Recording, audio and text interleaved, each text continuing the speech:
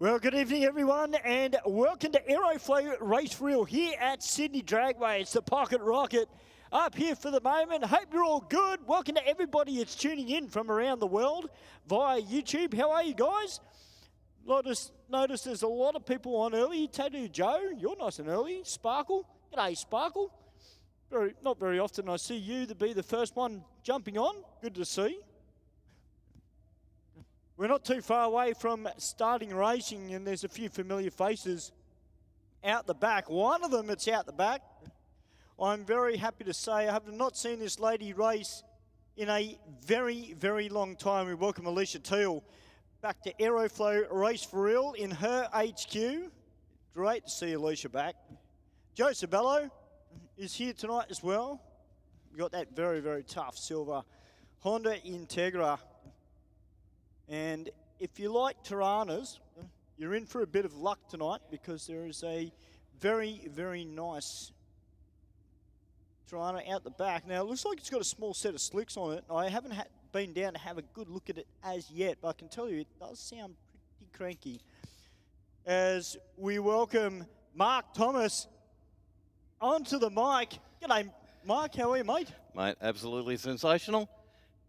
Wouldn't think where else I'd rather be on a night like this.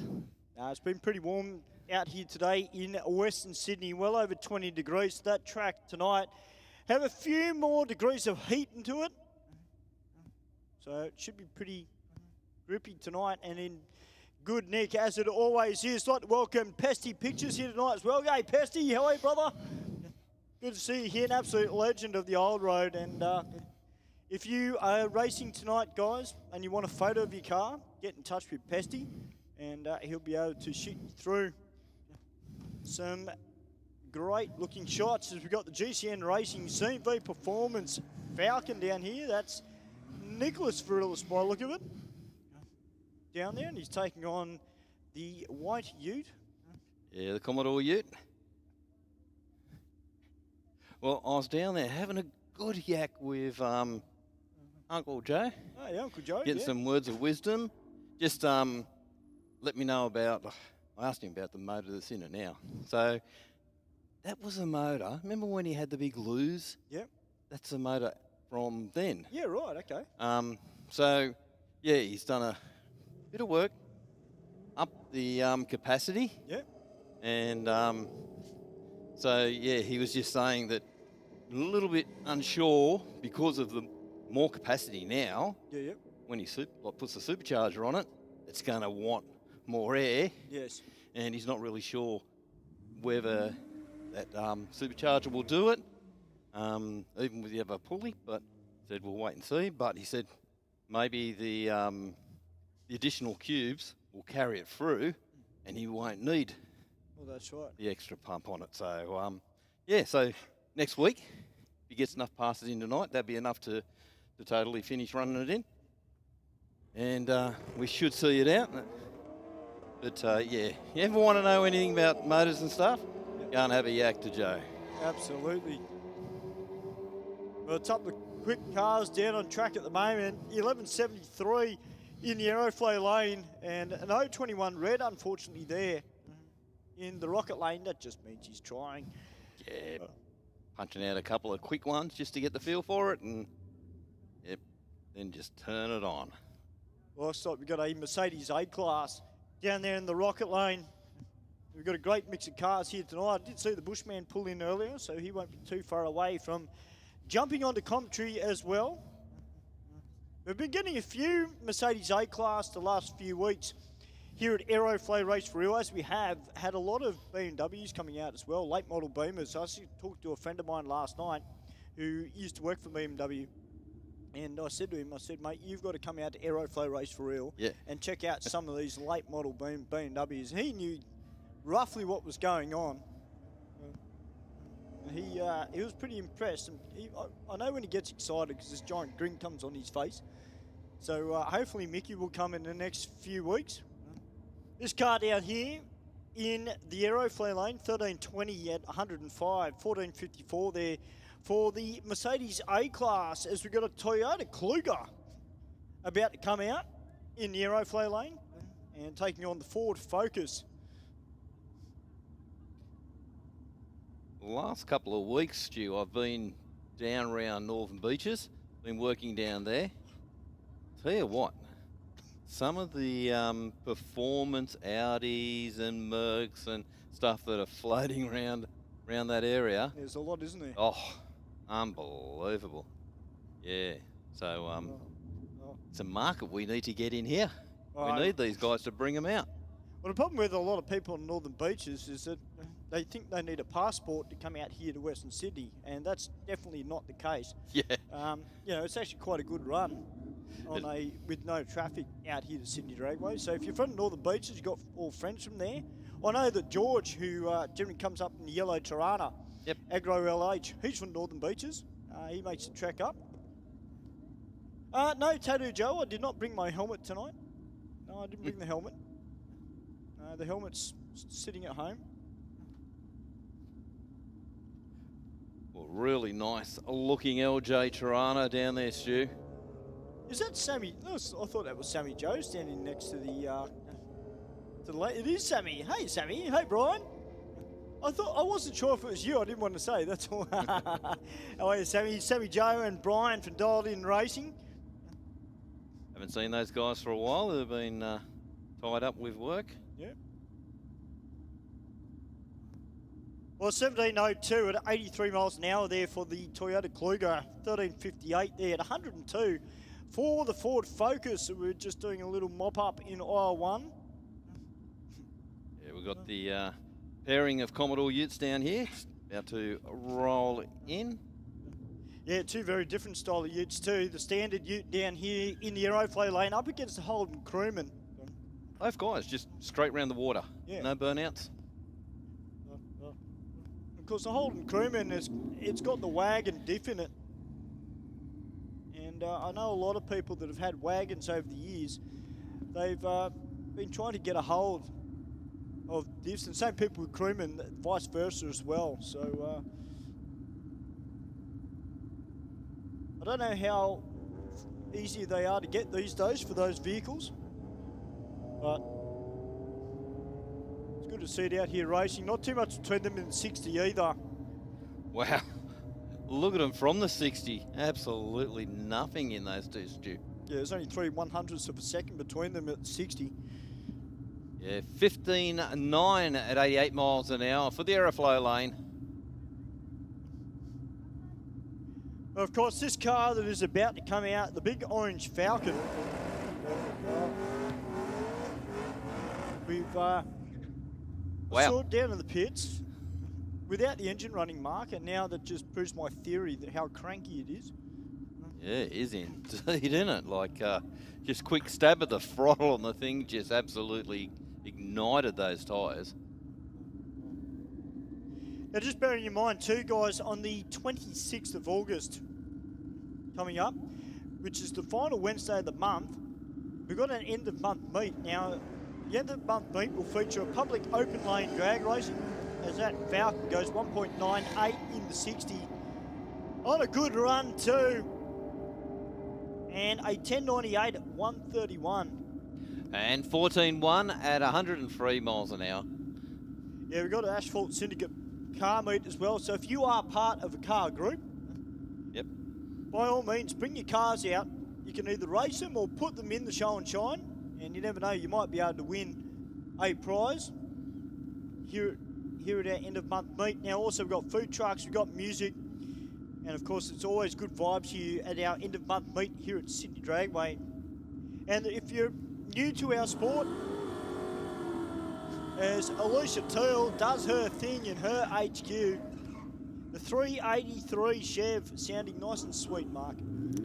Alicia has raced this car. I can't figure how many years. I know when we started racing the Trana, she was racing the QE back then.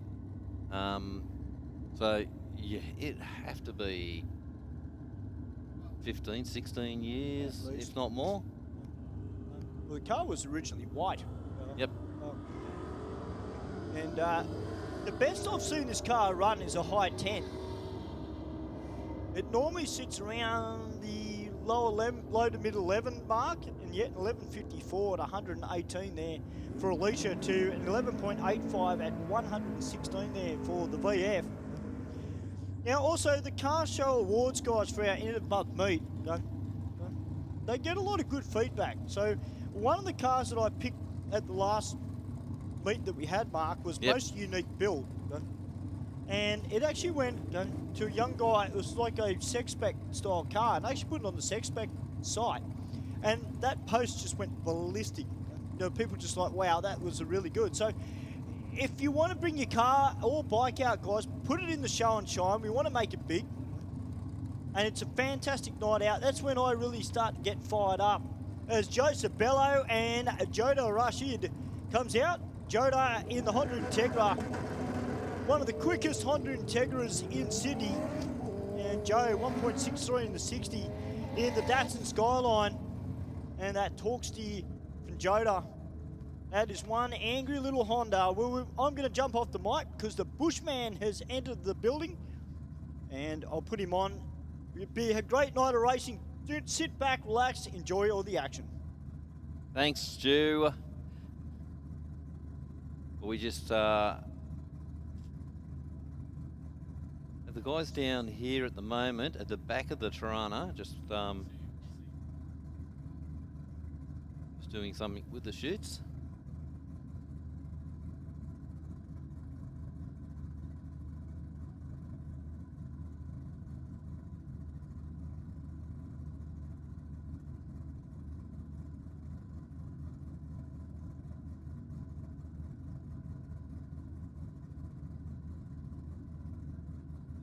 Okay, so by the looks of it, they got it all sorted out.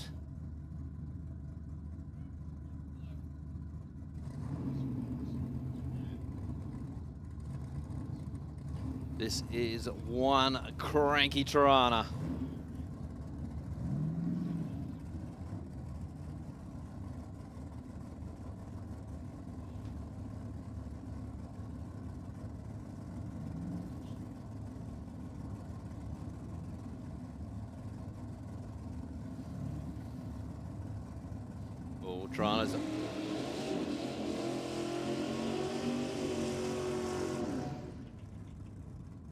Tirana's up against the Honda.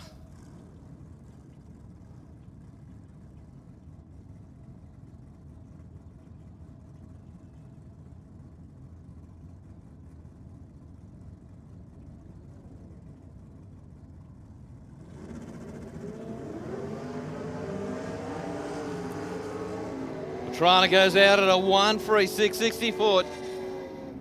Honda on the chase, backs out of it early. 8.8, 127. So that miles an hour backed out of that. Plenty there.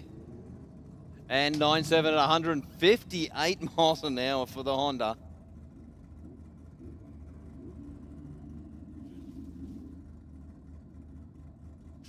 We've got the VK Commodore in the rocket main, getting fed plenty of nitrous.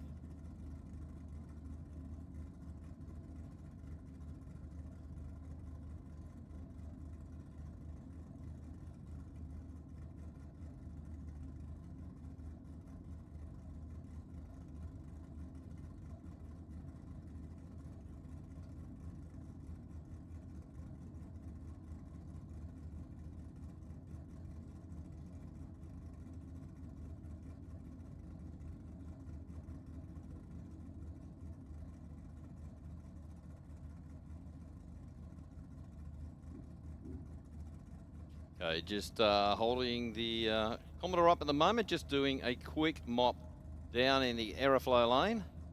We got a bit of condensation down there.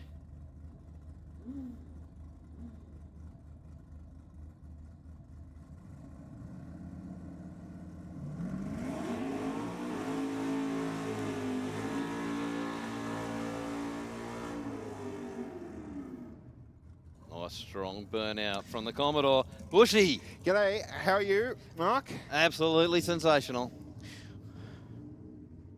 Tell you what, Stewie did mention the weather. It's quite warm outside. It is, isn't it? You're in a t-shirt up here in the comms box. And it's been a glorious day here in Western Sydney. Track soaking up all those UV rays. Nice leave for the Tirana. 1444 to the 60-foot. Straight down the centre of the rocket lane and through the finish line. 9:36 with a 3 at 1:46. Easy as you like too. Absolutely. Straight as a die from the moment it left the line. Yes. Till it crossed the line at the other end. Well set up car. Did you see that LJ Tirana run? Did I missed the run, but I had a bit of a sticky at it in the staging lanes when I walked across. Yes. Tidy, isn't yes, it? very tidy. Yep. I saw it in the pits as I drove in. I thought, oh, is that, do you reckon it's been repainted? Because there was a car, I don't know if we mentioned up here who the owner was, but there was a racer selling a boosted Outlaw Camaro that had just bought a Tirana with a 632 in it. Yeah, okay. I can't remember if that's the same car, but it wasn't that colour. So that's why I was just curious. Yeah. Well, So, from up here, the way that paint was, definitely not from 1973. oh no, definitely not. It's not even a factory colour, is it? There is. That creamy. I don't think that is a factory colour, but No. there is a colour like it. No, but it looks great, especially with the black yeah. wheels and the reverse cow scoop and the 632 cube big block in it certainly does wonders for its appearance and its performance as well. It's just the icing on the cake, isn't Yes, very much so. Just checking out the Aeroflow lane here, Mark.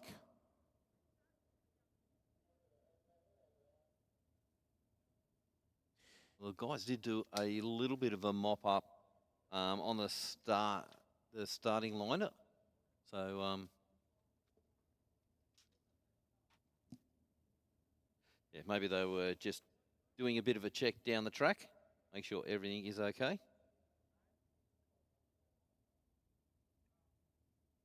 Well, they've all vacated the racing surface, so that's a good sign. Of course, this Friday night is our Friday Night Lights event brought to us by Aeroflow, and it's themed for the girls. We're going to have a girls-only lane here on Friday night, and you can come along between 5:30 and 10:30 here at Sydney Dragway and run your car down the quarter mile for an extra hour.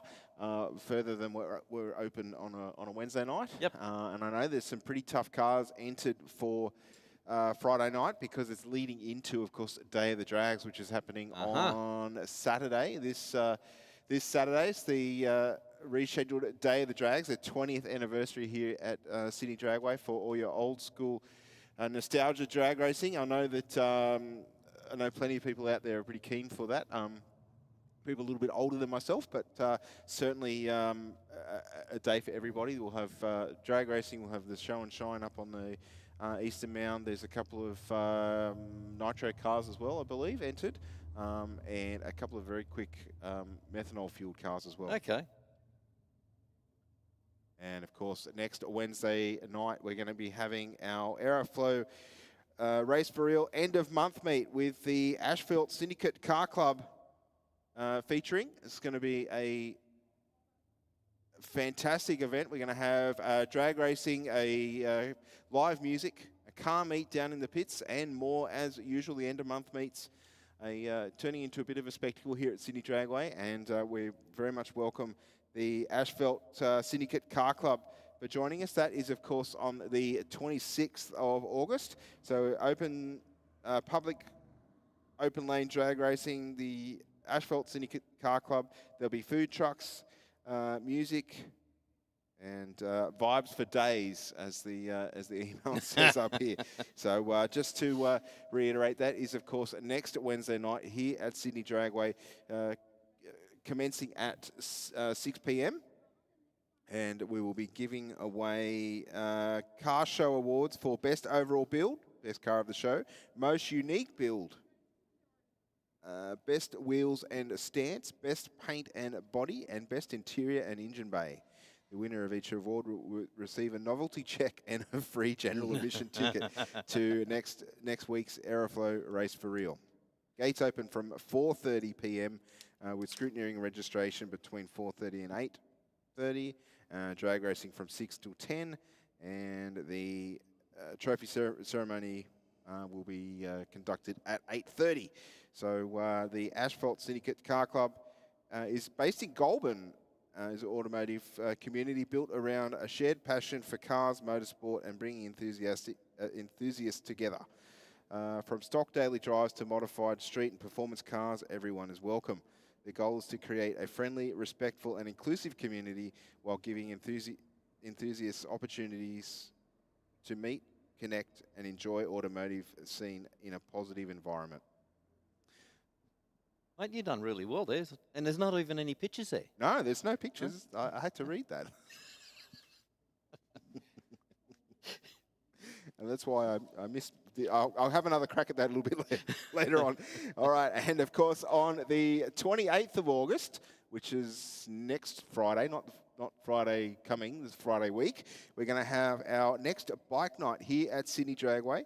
And of course, as you can see there on the screen, I'll go off that for a minute, brought to us by Sydney Random Riders, Heavy Duty Magazine, and Size Harley Davidson. The bike nights typically are a very fast-paced event here at Sydney Dragway. You come along, you get plenty of runs. The last couple have actually sold out. So the bike night is your chance to hit the strip with bikes only. Enjoy plenty of runs throughout the night, hanging out with fellow riders while soaking up the trackside atmosphere. First timers and street bikes to experienced races, all riders are welcome. Yep. So yeah, I suggest you get your entries in sooner rather than later for that one, because as I said, the last couple have either sold out or been very close to selling out. So as per tonight, gates open at 4:30, scrutineering from 4:30 till 8:30, drag racing from 6 till 10. Bike nights proudly supported by Sydney Random Riders, Heavy Duty Magazine, and Size Harley Davidson. Equipment requirements. No, you don't want me to read that? Basically, you need a bike, because everything else on the list you should have if you're riding on the road. Yeah, full length pants, gloves, boots, your helmet, obviously. Yes. What if you got a trike? Don't get technical, Stu. I'm just asking, you know. Well, you should still be wearing that stuff, I'd imagine. I don't know what the road rules are with that, but yeah. I would still wear my full protective equipment. Oh, of course, still wear the protective clothing. I totally agree with you. But there's a lot of really cool old blokes that get around. They've got the trikes. Well, we've had trikes out here, the rear engine ones with the VW motor in the back. Yeah. I'm surprised Benj hasn't got one yet. I mean, he'd pretty much fit the mould, wouldn't he, for that? Well, I don't know where you're referring that Benji would fit the mould. Which part of the mould? Well, you know, he's got the beard, he's got the the grey hair. So you're picking his appearance and his age. Is that that's what I'm picking, reading between the lines? We love you, Ben, if you're watching at home. I guarantee you he'll be watching, and I'll guarantee I'll get a message a little bit later. I'm sure you will. Yeah. And it's well deserved. Oh, of course. For bagging about his age. Well, the grey hair and the grey beard, or what gives him away, mate? Well, he is older than me. You know, to be fair. To be fair. I think he's older than me too. Speaking about people that ride bikes Yes. and look cool doing it, Wally Hoster's here tonight on the Kawasaki. He's changed his leathers again this week to try and confuse me. Mate, how are you, Wally? Good, mate. Yourself? Yeah, good, mate. Good. Let's go for tonight, mate. It's a bit warmer today. Track should have a little bit more heat in it. Yeah. Should go a little bit better. We don't know till we go down, mate. Well, I'll tell you what, you can feel that it's a lot warmer out here tonight as well. Yeah, and you bike boys would be licking it up in this weather. Yeah. So how's the bike going, mate? What have you been doing to it? Been just general maintenance, or it's been to the shop? It's the same as last week, mate. I just got to learn to ride it better. Yeah. And you're still sponsored by BC Racing? Yeah. Good, mate. Yeah. That's good. They're a great company and obviously help you out a lot in a lot of other races as well with their motorcycles. Always good to catch up with Wally. Absolute legend when it comes to street bike racing, and has been for a long time. As we make our way back towards the back of the tower, and Nicholas Vrillis. Hey, I got it right this week. Yes, you did. Oh my God! Wow, that's surprising. I know, first time in a long time. Be nice. Mate, Saturday, unfortunately, it got a little bit wet, so unfortunately missed out on that round. But, mate, it's good to see you here tonight. Yeah, well, because of the rain, I was like, I got to come out at least to the Wednesday nights, you know, to get at least a run in. But despite the rain, I'm still happy because I still keep my position. I'm second on the ladder behind Michael Zara. So it's all good, regardless. Well, the good thing is, mate, coming out here to Aeroflow Race for real, you're still getting your iron on the tree, getting plenty of practice. That could put you in good stead to get ahead of Michael. Yes, that is true. Being gun on the line, it's a really big thing to being a Street Fighter, considering the fact that being a Street Fighter, really, reaction time is what really matters. Yeah, 100% you're right there with that, yeah. I mean, usually I'm pretty gun on the light. Sometimes I'm sleeping, but aren't we all? But more or less of that, you know, yeah. Being gun on the light is the main key in Street Fighting to, you know, well, getting on the ladder, if that makes sense. Well, of course, mate. Well, we want to see the GCN CV Performance Falcon up the top of the points. It's good to see you here tonight, mate, and good luck tonight. Likewise. Good seeing you too. There we go, guys. Nicholas Varillas in his Street Fighter Falcon. Just behind him, a man that is an absolute gun when it comes to reaction times. And Steve, he never stops smiling. Joe Borg is here tonight. How are you, Joe? I'm good, thanks. Very good. That's the way, mate. Mate, you brought the silver bullet out again this week. You've left the other one at home. Yes. You're getting a little bit of preferential treatment to this one. Oh, I might bring the other one out soon, once I sort it out. What's wrong with it? Oh, nothing really. Just needs sorting this and that out, like everything else. Well, mate, I know you're going to be pretty hard on the lights tonight, and you know, you've got a few people behind you that could take it. So eyes forward. Yeah, we'll be good. Always good to see you, Joe. Never stop smiling, Joe Borg. Now, last week, if anybody actually tuned into Aeroflow Race for real last week, they know that I was bagging Volvos last week. Well, not bagging them out, but, you know, just the whole straw hat and, you know, that type of thing. A gentleman, it's a first-timer, pulls up tonight in a Volvo. So hopefully he wasn't watching the live stream last week. So I'm going to try and get an interview with him. Oh, mate, what's your name? Tony.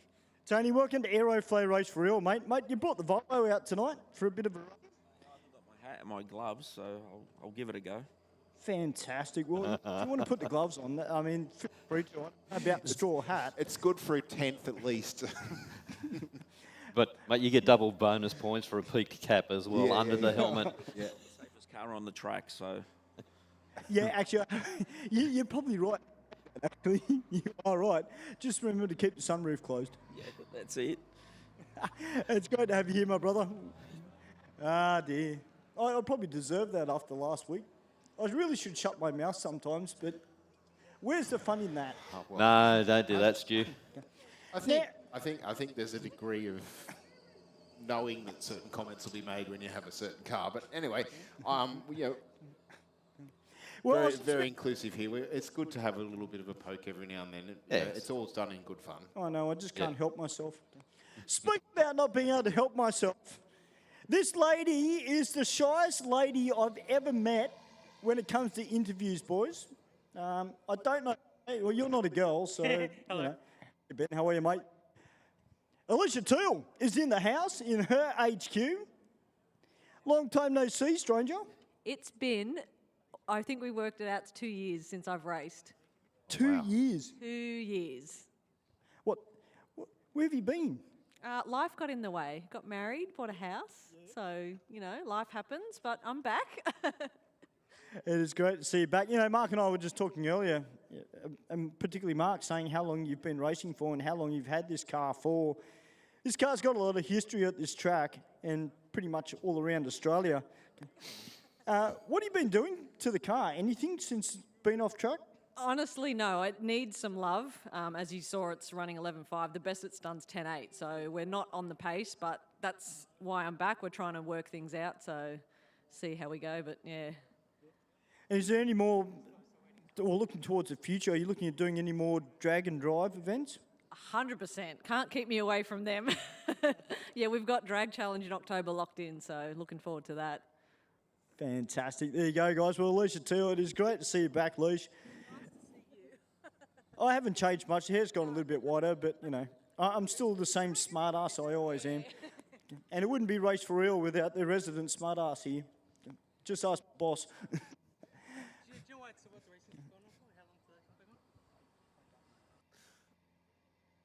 I can't believe that 2 years has passed. Gone quick, isn't it? Yeah, it just goes very, very fast. But you know, it's great to have Alicia back, and very much looking forward to seeing if they can get back to their PBs, and I guess look at what they might need to do to get back there and to go better. So our next test and tune event for competition cars here at Sydney Dragway is the 20th of September. The test and tune is the perfect opportunity to dial in your setup, chase faster ETs, and get plenty of valuable track time on a fully prepared surface.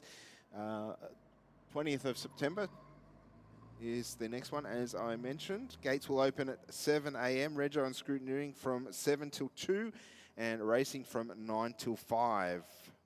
Those times are subject to change. And I'd like to get everybody here to those tests and tunes, give the opportunity, take the opportunity to test your car, and you know, getting closer to the end of our track championship series. Of course, if you trying to iron out a couple of little bugs, then that might be a good opportunity to do so. Or you're planning a few upgrades. I was just talking to one of our regular racers here on a Wednesday night as I crossed the staging lanes down behind the tower, and they've made some fairly wholesale changes to their setup, so they will be very keen to hit the racetrack when time permits and the car is finished. So good opportunity there to do that. I can't foresee that we're going to be too far away from getting back underway. Well, there you go. It's not my first time. It's going out the gate, I believe, as we speak, and then we'll get underway with the rest of our our bike races down there in the water.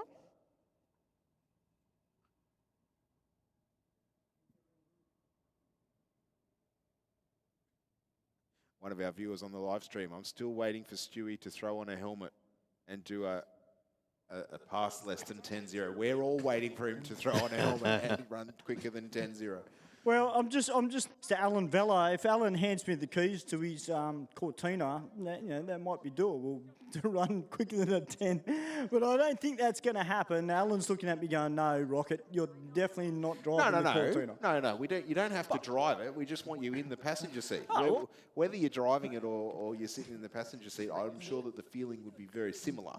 It's that the rush of adrenaline is what we're wanting you to experience. No, we just want to see him squeal. Well, look, to be fair, I have been in the three-seater dragsters years ago when they were here at Sydney Dragway, and I've been lucky enough to have a pass down the quarter mile in one of those, in modified dragster, and that was fun. Yeah, so I think they ran like 9. Eights. They ran into the 8s, did they? Yeah, Yep. okay. Yeah, so I've been fortunate enough to be a passenger in that effectively, and that gave me a huge buzz. So Well, that's good, Stu. I mean, I don't know. How quick did you go? Hey? How quick did you get down with your Tirana? 9.5. Okay, so he's quicker than both of us. Hmm? Wow. Have to change that, mate. We were driving. Yeah, true. But I don't think a 13.5 counts. You're at least in single digits. Well, in all fairness, Tattoo Joe, if the stars align soon, I might be jumping in behind the wheel of the dialed-in racing VX Commodore, admittedly without the nitrous because I don't have the required license, but I can drive the car without nitrous. I'm sure that will be plenty of fun for you, Stu, and a little bit quicker than the Mazda 2. A hell of a lot quicker. So you never know. You never know, Tattoo Joe. You might see me, or you may not see me. I might keep it under wraps. But I know that if I do, I've got good people behind me. I've got Sammy Joe, I've got Brian, I've got Brett, I've got Corey, Aidan.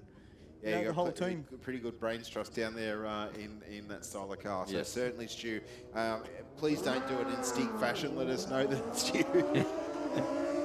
No. But no, Brett's actually offered me a drive of it. I've actually been speaking to Brett during the week. Actually, he rang me.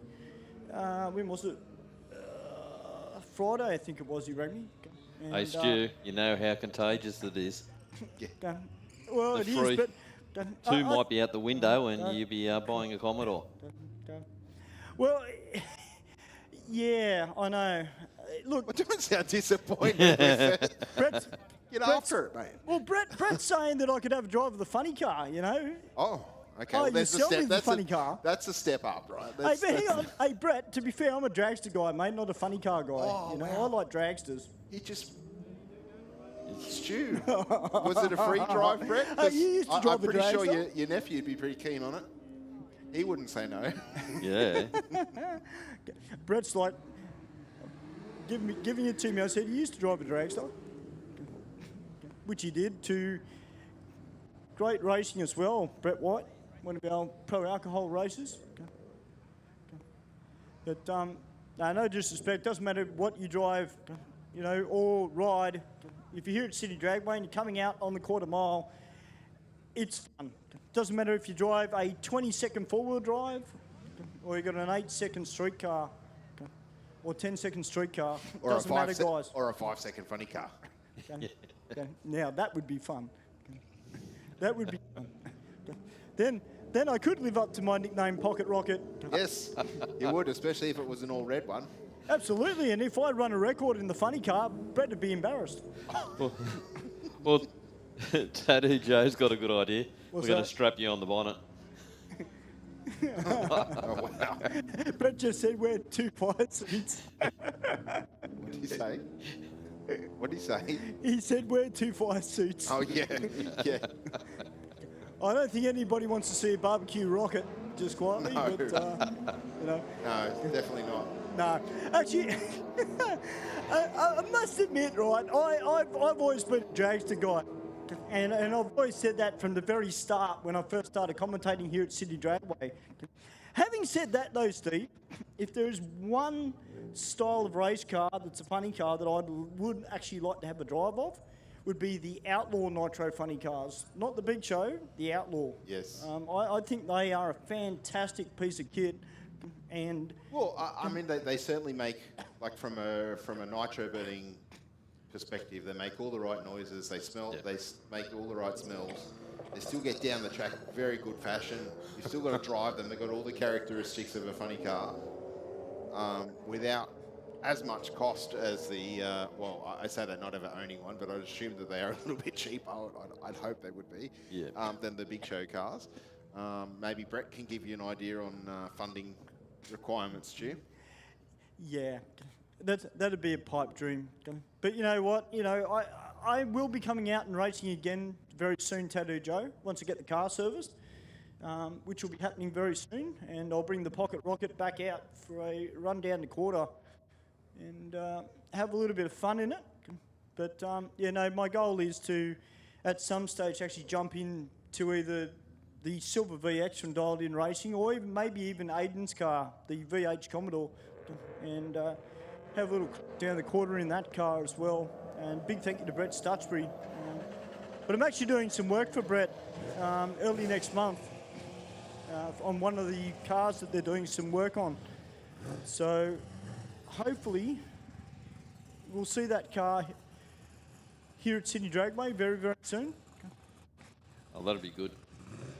Nothing better than getting your hands dirty, Stu. Yeah, well, I mean, look, I'm no mechanic by any stretch of the imagination, Mark, but I do know how to take an engine out of a car. I mean, that's the start. But my side of it is more, I like the detailing side of the car scene. Obviously, I come from the street scene. And, you know, I was watching a video the other day of a bloke who was on there and he's like, you know what, all these young people these days, what they're missing out on from the late 90s, early 2000s. And he was reminiscing about, you know, being in the city. And anybody that's about my age or older will know exactly what I'm talking about. I mean, you know, half an hour to get into King's Cross, half an hour to get from one end of George Street to the other. And it was just like one big massive car show. And then you turn left and go back around. Yeah, exactly right, Steve, 100%. But, you know, everybody, it was a massive, massive part of the scene. And I think the most encouraging thing is that there are cars that are still out there which we don't see very often on the road, but they're from that era. And you look at that, the money that was spent back in that era to nowadays, I think everybody's got a little bit smarter with their car modifications rather than going through with a $10 stereo and all the rest of it. So, yeah, but I guess that's the scene at the time, isn't it? You know, if the stereo and fluffy dice was the thing, then that's what everybody did, right? Just like nowadays, it has changed a little bit, but the nucleus, if you want to use that word, is it's an interest in automotive. It doesn't matter what you drive or how you drive it. It's about actually being part of a community and enjoying the company of like-minded people. Yeah. you know, and I think, and as I said earlier, you know, that young fella at the last end of month meet, when I picked most unique build, I mean, that was virtually like an old Sexpac car. And I put that on the Sexpac community page, and the amount of feedback I got from a lot of people saying, hey, how good's this? Yes. And, you know, just to help promote City Dragway and promote the event and just show people, hey guys, we're not just racing on a Wednesday. You know, we've got a car show, we've got this, we've got that. It's almost taking it back to the 2000s when it was absolutely wild. And, you know, I really hope, Steve, that in years to come, all these young kids that I see here at City Dragway on a Wednesday night that are still in school, in years to come, mate, they could be the next people to come out and go, you know what, let's bring it back, let's do it. Yeah, You know? well, that's right. What do they say? All things old and new again. I mean, we're just reading some of the comments as we're chatting there with people on our live stream. Mia Down Under, I had a 180B with an then an S-Pack wagon with fat 12 slotters. So I'm guessing that car would have been late 80s. Yep. With the chrome 12 slotter wheels. So yeah, it's also should be MIA down under. But yeah, definitely that was a period thing, wasn't it? You know, that was the wheel to have at the time, and obviously as time's moved on, there's been imports of all sorts of different wheels. Things become a little bit more available, and certain things, you know, more choice has meant that there's a lot more styles out there. Mate, my day was really big cams. Yeah. Over carburetted, cruise Parramatta Road and Carter Street. Yeah. And mate, you'd never turn the radio on. You just No. listen to engines. You'd pull up a set of lights, someone pull up beside you, wind the window down to see how big of a cam they had. Yeah. Couple of pedals on the start line for the Falcon. Still manages a 2-1, 60 foot, but that car's got a lot left in it at 104 mile an hour at half track. 11.19 with a 7 at 130. We're talking a low 10 there, Mark, Yeah, we are indeed. And 15.9, 87 miles an hour for the Aeroflow lane. Gets that thing off the line, like 60 foot's killing him at the moment. Yeah. Still 7.4 seconds to the 8th mile, which of course half track here. So if you are new to drag racing and not quite sure what we refer to when we're talking about the 60-foot timer, that's from the start line where those group of people are, the little orange witch's hat, out to the first foam block, which is in front of the Christmas tree as you head down the racetrack, just before the end of the blue paint. It's about 18.6 metres thereabouts is the conversion, or 60 feet from the start line. And that is a critical timing point to give us an indication on how quick a car is accelerating away from the start line. Most street cars do it in around 1.9 to 2.1, 2.3 seconds, depending on how quick it is. And then you get your quicker cars like Dave Borg's VK went 1.444, I think, to the 60. So that's one of the quickest I've seen tonight. And that was a 9.3, I think it was. Yep. Yeah. A lot. Probably the majority of modified cars that we see that are still streetable. Yeah. They're usually around the 1.7s. Yep. And that's a pretty good indication that you're still running a low 10. And don't get me wrong, I think anything quicker than even a 12-second pass is a very quick car on the road. And when you're cutting really good 60 foots, the adrenaline that pumps off the line because you were just plastered with the G-forces. Yeah, sensational. Oh, there you go. Original 632. Mark, did you have the crane cam sticker on the window on the windscreen? No, I was actually never put stickers on my cars. I just left up to the noise. Yeah. All right, so the Audi down in the rocket lane, very quick launch away, 1.7 to the 60. Had a little bit of wheel spin there. Move back, weight transfer onto the rear, and it's going to absolutely streak this car in the Aeroflow lane. 11.74, 116 miles an hour. And 13.8 at 104 miles an hour for the Aeroflow lane. And as we're saying, it's 11-second pass, 1.755 in the 60. 7.5 seconds to the 8th mile, just under 100 miles an hour, which is very quick. 100 mile an hour, about 160 k's an hour, thereabouts. So that's certainly no slouch. All right. Interesting to see what Alicia's 60 foot's at. Well, she said we're down a little bit on ET on the first run. A little bit of wheel spin there, I think, again. 0.98 on the tree, so she certainly hasn't lost the that touch, I don't think. But a 1.9 to the 60 on this run. Which she would have lost that with the wheel spin off the line. Yep. But Joe went out at a 1.6.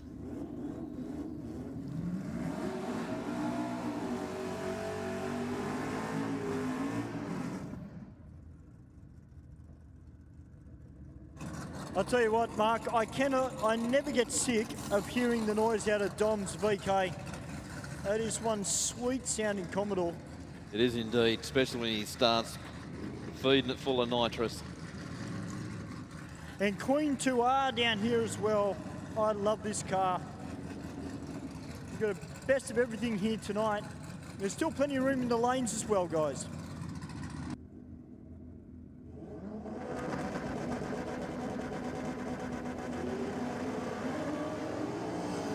Dave Borg away nicely, 1.3 to the 60 foot on this run.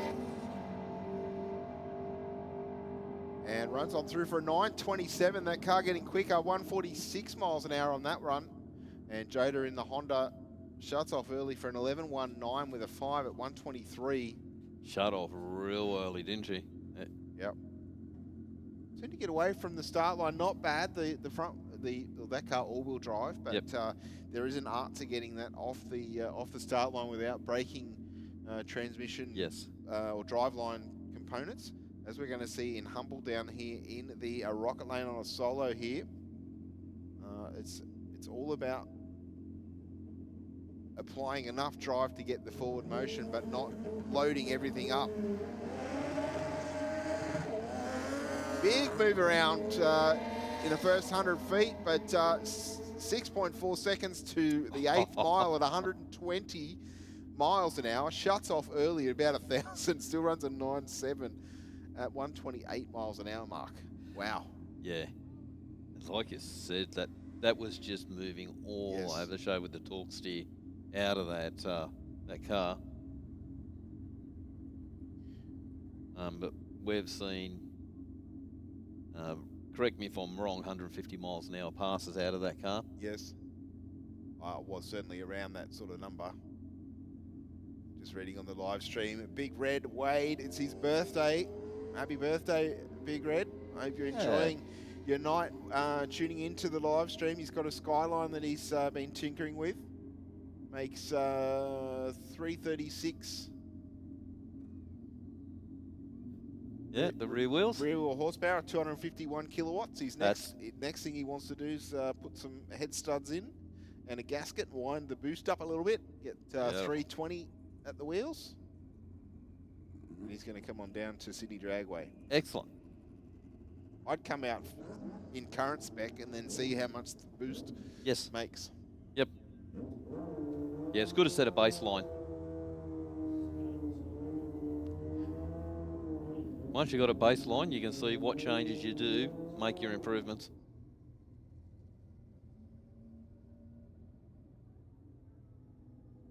All right, back into our motorcycle races. For their next run. Wally Hoster down there in the Aeroflow lane, taking on Joshua Bukareshvili. Now, Joshua's been red hot on the start line, and once again, 0.62. I think the last one was 0.58. Yep. Only fairly new to the sport as a rider, but certainly finding his way very quickly. Not much in that one across the finish line. 0.074 the margin. 9.57 with a 9 for Hoster and a 9.71 with a 2 for Bukareshvili. Bukareshvili bigger speed by about 4 miles an hour, but a slightly slower ET. So Wally got away from the start line just that fractionally quicker to the 60 foot and just built that all the way down the racetrack. Right, a big Suzuki 1300.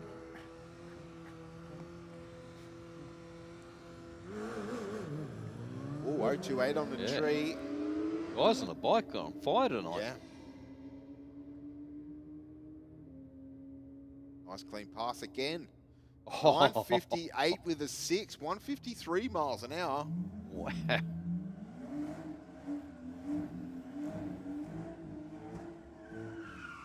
think it's one of those things, if you really want to go fast,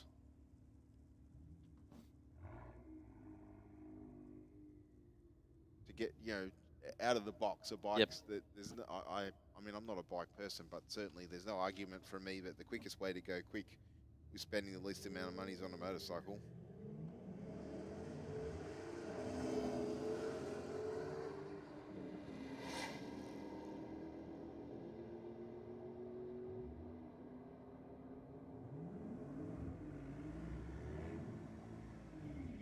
And 11.38 with a 7 at 122 to a 13.58 at 109.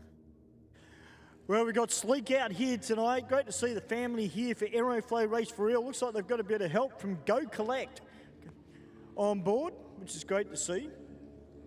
Good to see another sponsor coming on board. And of course, Nicholas Virillis down here, GCN Racing, Performance Falcon. Let's see how Sleek goes. Much better launch from this young lady driving. Tell you what, this is on a crack of a pass, Steve. 11.35, great run there from Sleek. That young lady just getting quicker and quicker. It's great to see more young women coming out and having a crack at drag racing. Don't forget, guys, we've got Ladies' Night, which will be coming up soon.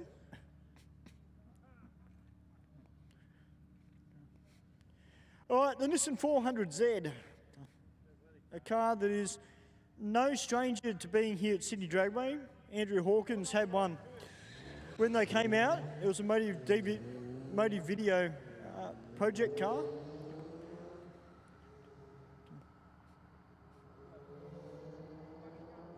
Doesn't look like this one is as heavily modified as what Andrew's is, but nevertheless, they're out there. 1740 there from the Z, and a 1407 down there in the rocket lane as the Toyota Kluger comes out now, up against Joe Borg in the Silver Bullet.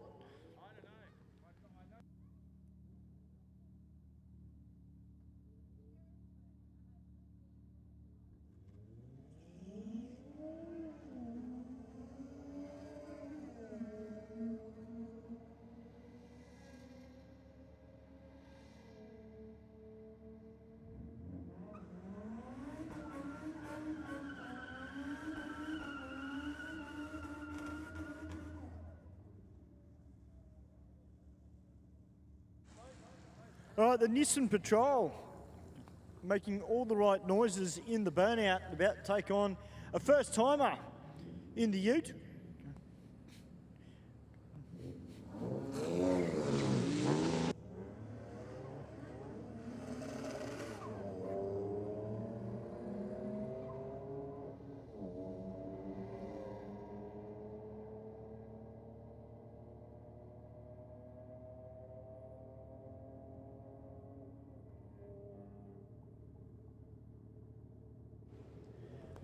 Not a bad pass out of the Patrol, 1876. That was a little bit quicker than I expected. All right, we've got the Volvo S60 on track now. Up against the Ford Focus. I'll send it upstairs to Mark and Steve.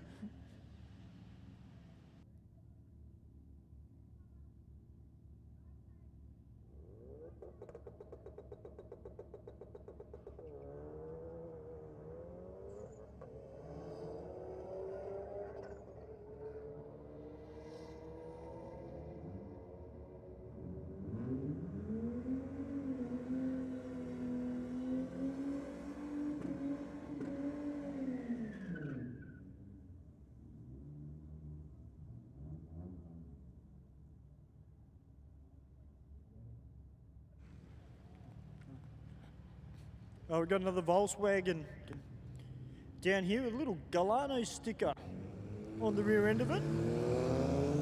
Take me on the VX Commodore.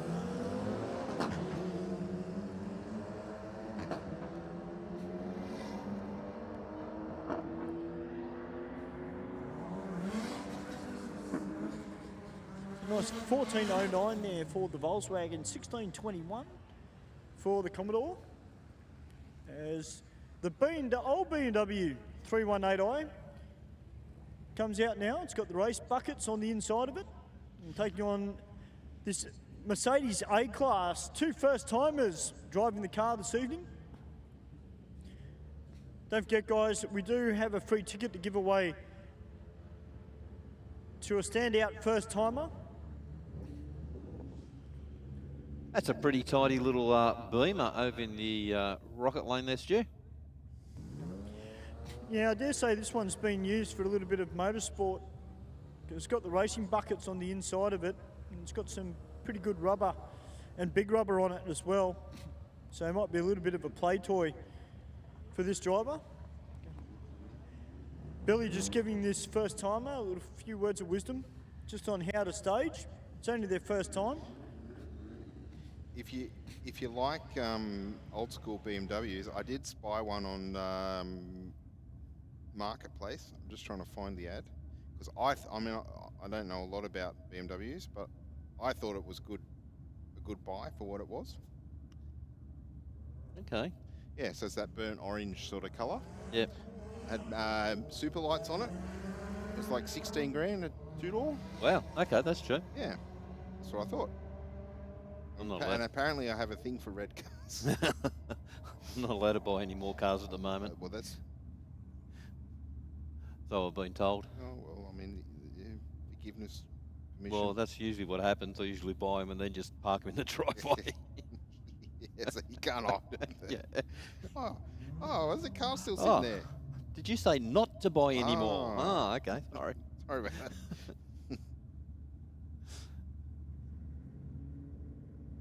I know what I'm worried about. I'm single. I can do what I like. Yeah. It's more space. I don't have the space. If I keep doing what I'm doing, I'll probably end up single too. Again. Well, that's a you problem, Mark. Yeah, I know. There he is there, 1982. Here we go. All right, first timer down here in a very clean Subaru WRX STI.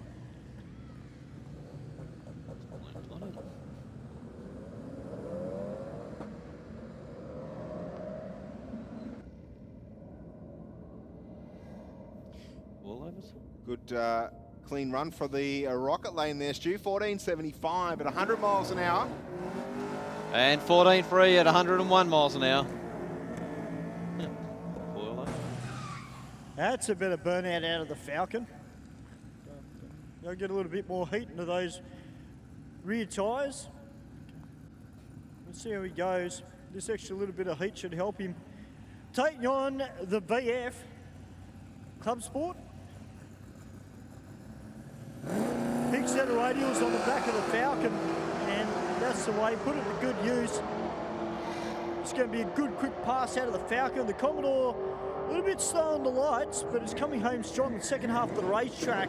10.53 to 130 for the Falcon. Now we're talking. Oh, we've got the Caprice out here, Mark. This one sounds like it's got the supercharger on board. Very clean looking example of this car too. Looks fantastic. Yeah, it looks good from up here, Stu. Very, very clean. You can see the reflection of the City Dragway lights in the paintwork. Yeah, he's got the AP Racing brakes on it as well. Only running standard street rubber. That supercharging will help him. That one hit a wheel spin. Oh, it was then around 60 foot. Just unloaded a little bit, had to pedal it. Definitely coming on strong now. And early on the brakes. Wow. 11.6, 114 miles an hour. I wasn't expecting that. It was on the brakes at probably, what, 1,200 feet, something like that? Yeah, just look half track onwards. It just really come on. Joe Sabello down here in the Datsun Skyline, sponsored by Osmonds Racing and Jenkins Performance. Cool Intention says if it hasn't got steel bumpers, it must be the wife's car.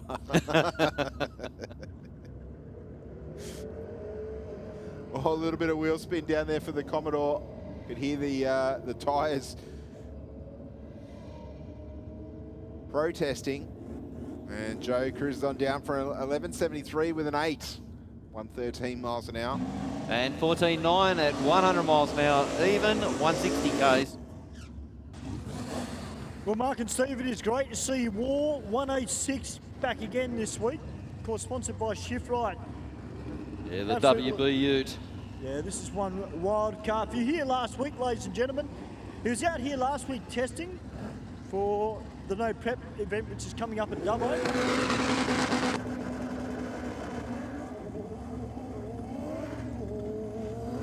Oh. A lot to unpack in this run, I can tell you. A bit of wheel spin there for the utility, but an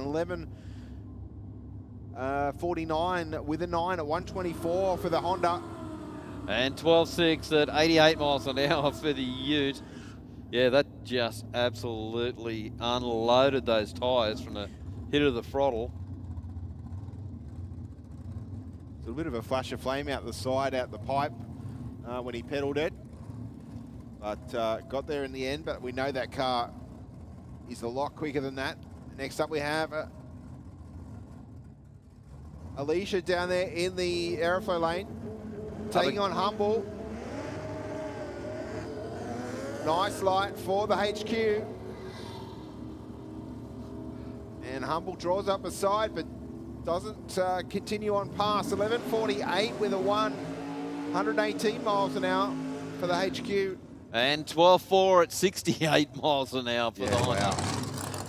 Well, here is this beautiful LJ Tirana. Do you need a moment? I think you need a moment, don't you? Or a cold shower. Just a shower will do, yeah. Well, Mark, this has got radials on the rear end of it. Bad 632.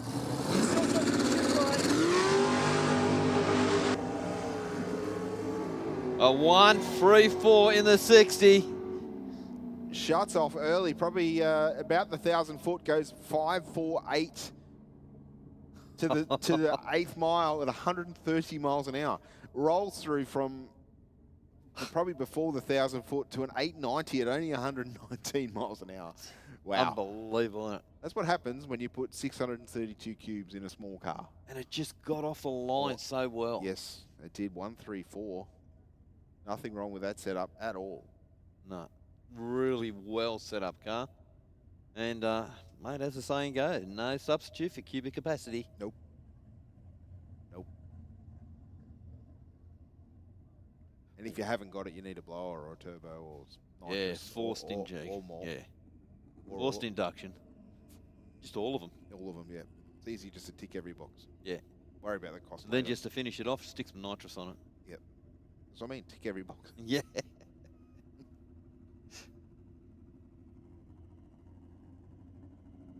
Well, I mean, a lot of our turbo cars run nitrous to get the boost up. They do, yeah. Because that's what happens when you got a dinner plate for a turbo. Yeah.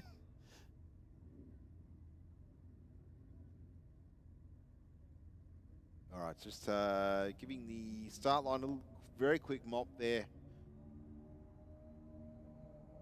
in the airflow lane. Tirana is a little bit fumy, but I don't know what sort of fuel it's running. There was an interesting smell when I walked past and it drove past me, so... Wasn't that corn stuff, was it? No, I didn't. No, it didn't smell like that. Didn't smell like popcorn or nothing? No. No. Speaking of popcorn, it's one of those smells, isn't it? Instant hunger. Doesn't matter whether you've just eaten or not. Yep. Okay, just doing a quick mop up down the Aeroflow. Yeah, what we might do, Mark, while we have this very quick break in proceedings, we'll just throw to a couple of ads and we'll be back with our bike racers. I can see them waiting patiently in the water. We'll be back with you very, very shortly here at Aeroflow Race for Real.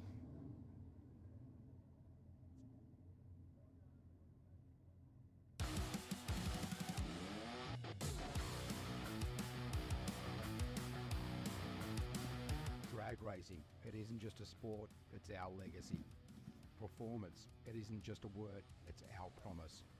3 generations, one unwavering passion.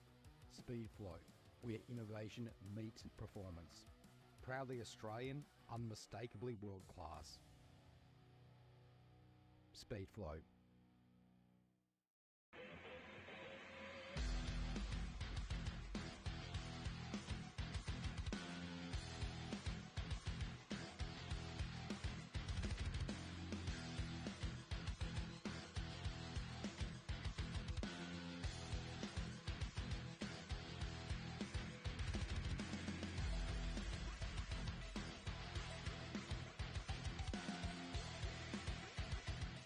Simpson Race Products Australia offers the widest range of safety gear, including helmets, Simpson hybrids, boots, driving suits, gloves, harnesses, underwear, accessories, and much more.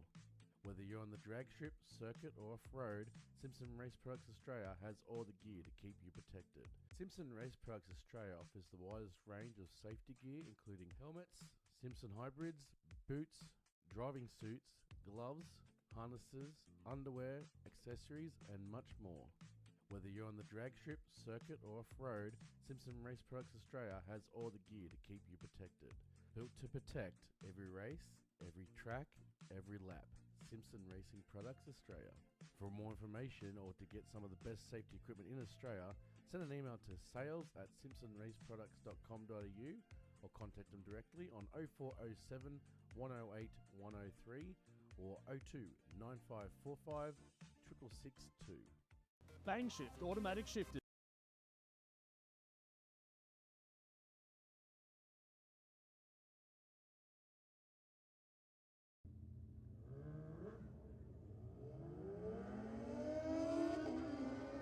Well, look, Josh Booker Ashley working on that reaction time. Each pass out, getting quicker and quicker.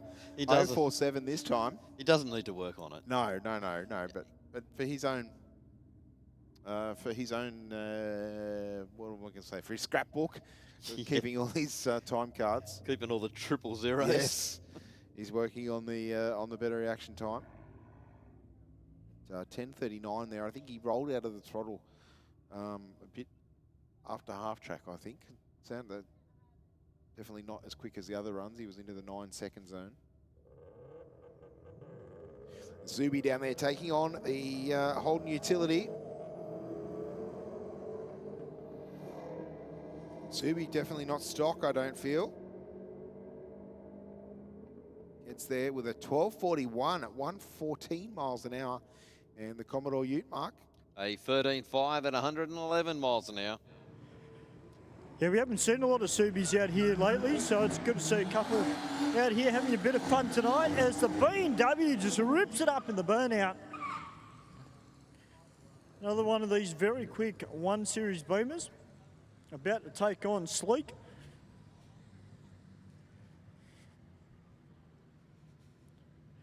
The Go Collect sponsored Volkswagen brings it up in the revs. That's a better launch. 1.9 in the 60 for the V-dub. I can't remember what time she was chasing, but 11.25 with a 7, 126 miles an hour there. And a 16.5 for the BMW. Only 70 miles an hour tells me that there was a shut-off.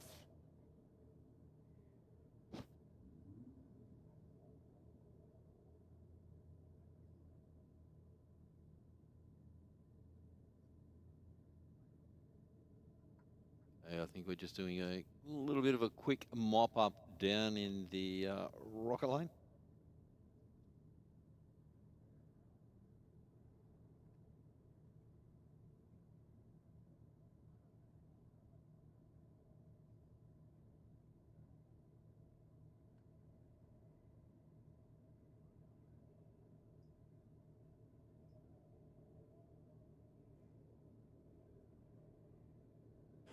Well, guys, we've got a little bit of oil that's come out of one of the cars.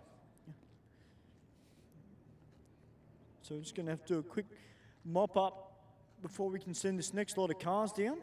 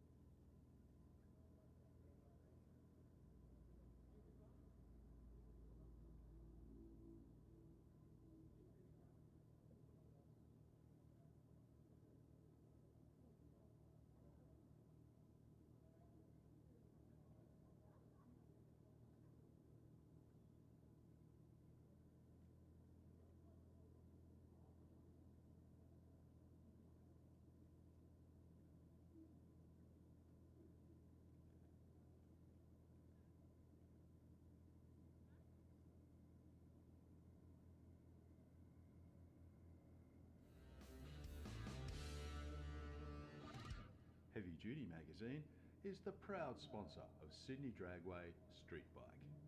Editor Mick Withers is a long-time racer and supporter of this entry-level bracket.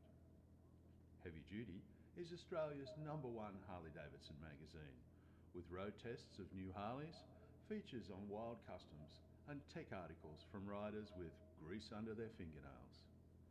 Heavy Duty is also proud to sponsor modified bike champion Shord Ricketts, upcoming junior drag bike racer Anastasia Lucky, and modified bike racer Peter Bartlett.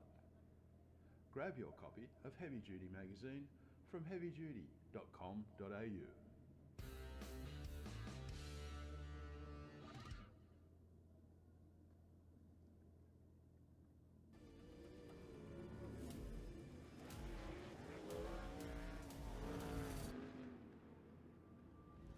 This incredible drive to succeed. I've just got this ambition, I want to get on the podium.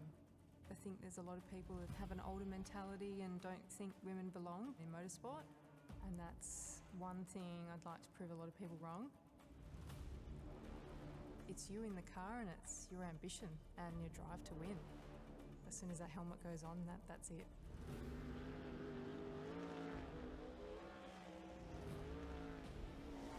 I'm Brooke Newson. I'm a sprint car and outlaw car driver.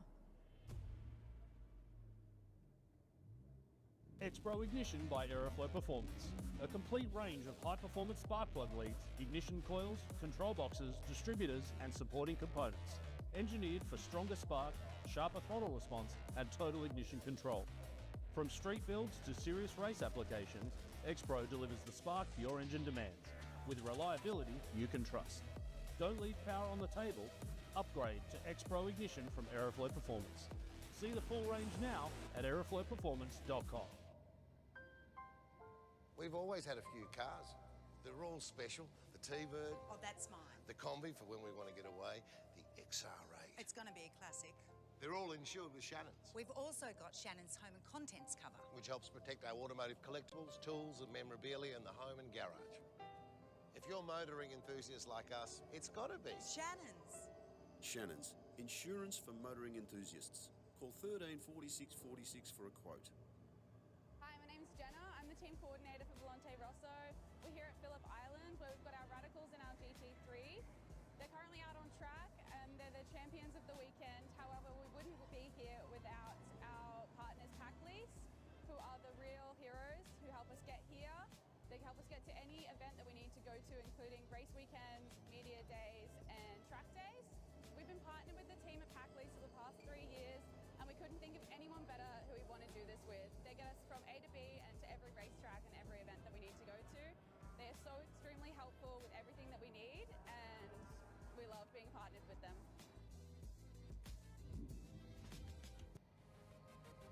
Boosted by Aeroflow Performance.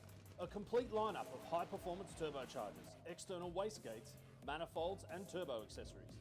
Engineered to handle the pressure and deliver.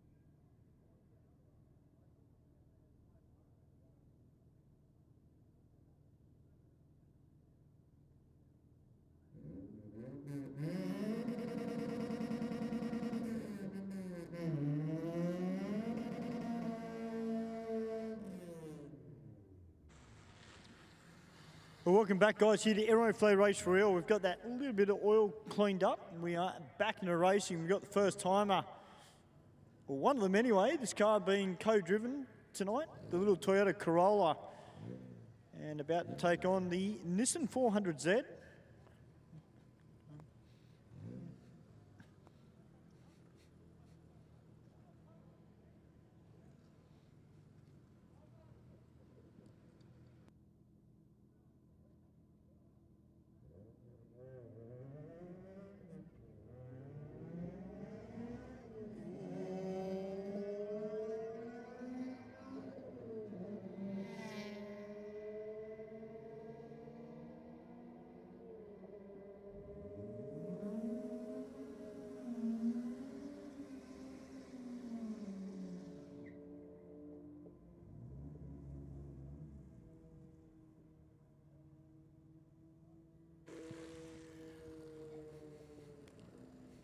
All right, Joe Borg coming out now in the Falcon.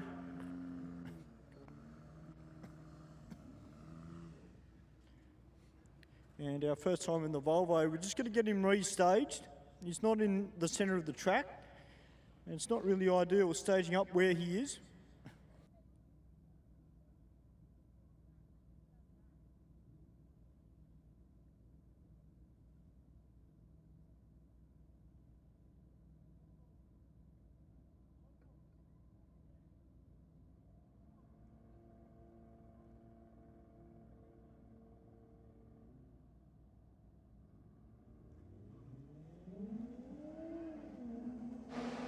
Well, both those races were going for the reaction time.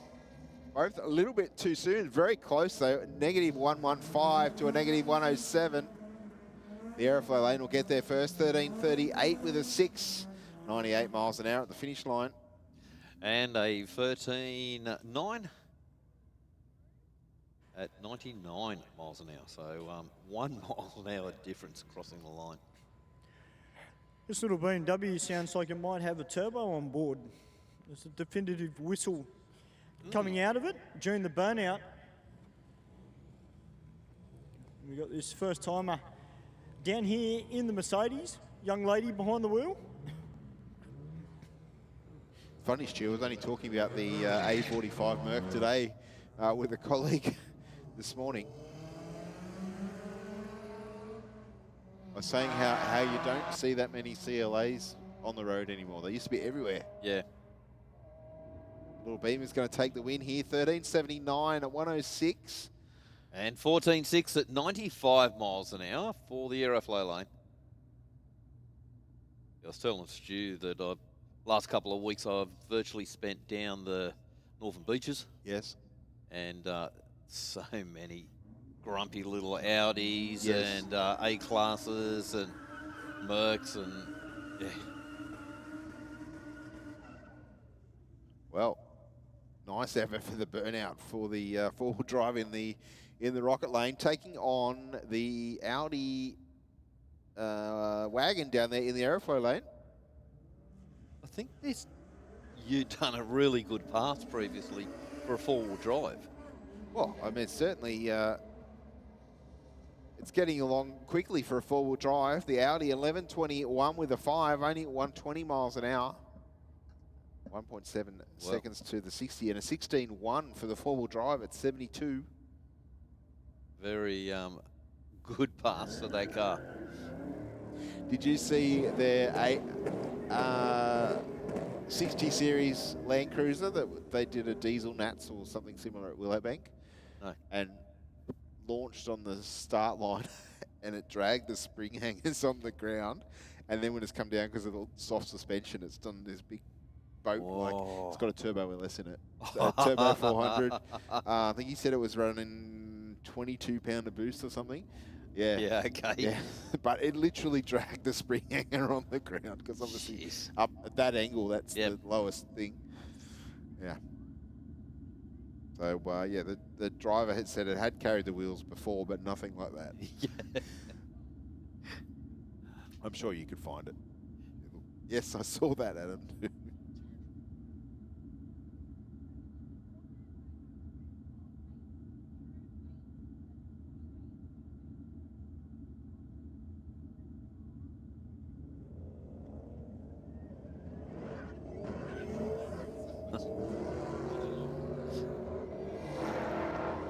Well, that Caprice just moving around a little bit just before the 3:30 mark. And a 12.02 with a 9. Certainly not short of horsepower, that car there. A little bit slower on that pass, had to do a little bit of a pedal.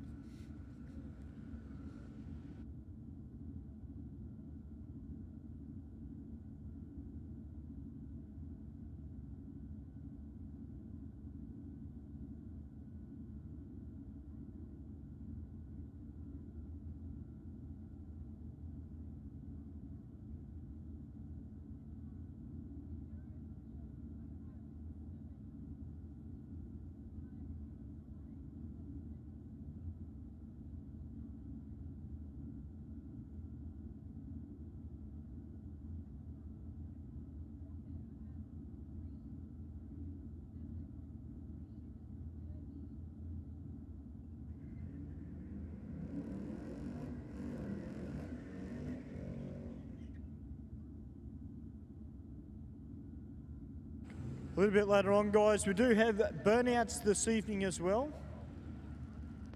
Got some great modified and street entrants to have a crack on the burnout pad. So stick around for that one, guys. There's still plenty of drag racing to come as the Mercedes first time in the rocket lane. Good launch. This is on a very, very good, strong pass out of that car. 11.91 to 116. All right, this VF Club Sport. The VFs have been a little bit sporadic, haven't they, Mark? I was hoping we'd see a lot more of them out here this year. But We don't see many of that model out here at Sydney Dragway. We see a lot of the VEs and the earlier models, but not a huge amount of VFs.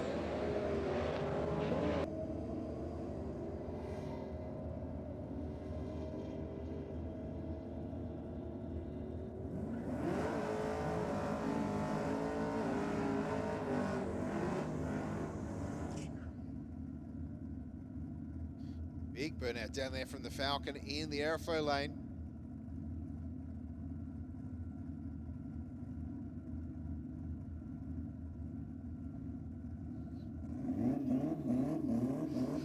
Well, we can't see a real lot from up here at the moment. No, we can't. It's just like the fog's come in. Yes. Little bit of wheel spin there for the Falcon. Gets away with a 655 light. Wow. Lead Joe all the way to the finish line. 10:53 with a 5, 131 miles an hour. And 11.6 at 116 miles an hour. A nice strong burnout from the WB Ute.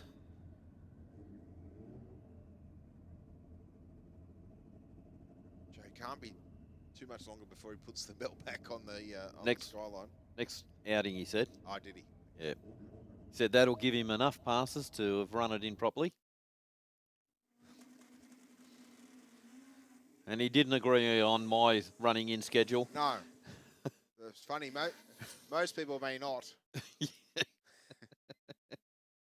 Much better run this time around for the WB. A 9:26 with a 3, 124 miles an hour across the finish line. And 11.1 at 135 miles an hour for the Honda. Well, you got to say, Joda's pretty consistent in the Honda. 11.5, 11.6. Still not running it to its full potential, but the main thing is it's a bracket car at the moment. Well, getting it down the track is a good thing. No too much drama, and you just build from that, Stu. Yeah, and they've been playing around with that car for a fair while as well, and it's good to see it getting down the track. And for those guys, that consistency is going to benefit them too as we move along. All right, the bikes, they are on absolute fire tonight. Some really good reaction times, some fantastic passes. We've got two of the big bikes out, the big Kawasaki ZX14 in the rocket lane up against the big Suzuki GSX 1300.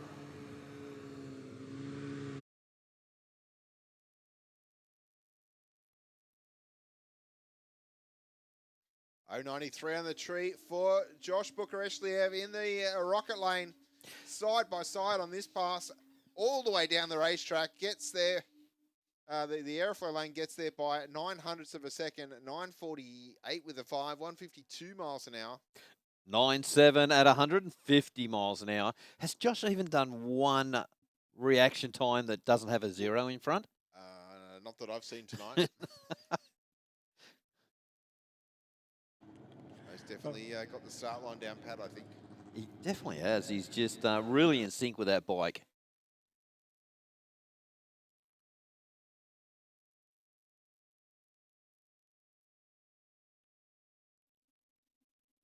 Geez, that Honda's got a sound to it, isn't it? It sounds fantastic from down here on the deck, believe you me. Very quiet.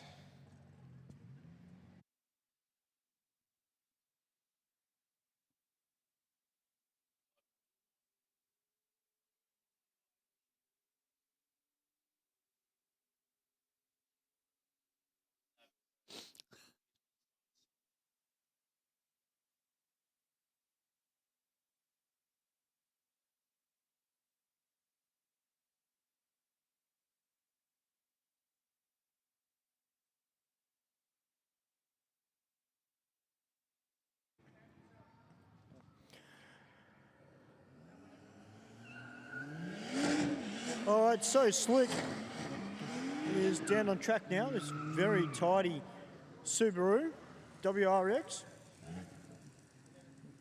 It almost looks too clean. It is absolutely stunning. A little bit of cob work on it and MCA. It's actually a really nice colour for that car too, Stu. Yeah, it is, and we've well timed it, that coming up as well. And you know, it's when it's got an Itchy Barn sticker on the side of it, Mark. Yep. You know it's not stock. Yeah. Those guys definitely know what to do with a Subaru. Yes, Scotty's been playing around with a 1286, 104. And 11.2 at 122 miles an hour. We've got the four-wheel drive up against the Falcon. Yeah, the big Isuzu D-Max, the 3-litre. Diesel underneath the bonnet. Taking on Nicholas Varillas in his Falcon. Yeah, the was it GCN or G? I can't read it from here now. Yeah, GCN Racing and Yep. CMV Performance. So he's definitely got input from some good places there. 100%. We know how good CMV are. They don't build cars for show, they build cars to race. Yeah. 0.42 on the tree there for Nicholas.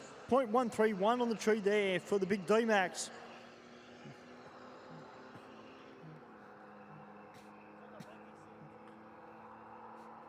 $14.6, 95 miles an hour for the Rocket Lane. And an 18.0, 75 miles an hour for the D-Max. Well, we've got the Focus RS down on track. This one's looks fantastic in black. It's got the Brembos on it, Steve. That'd be a fun car to punt around the circuit just quietly.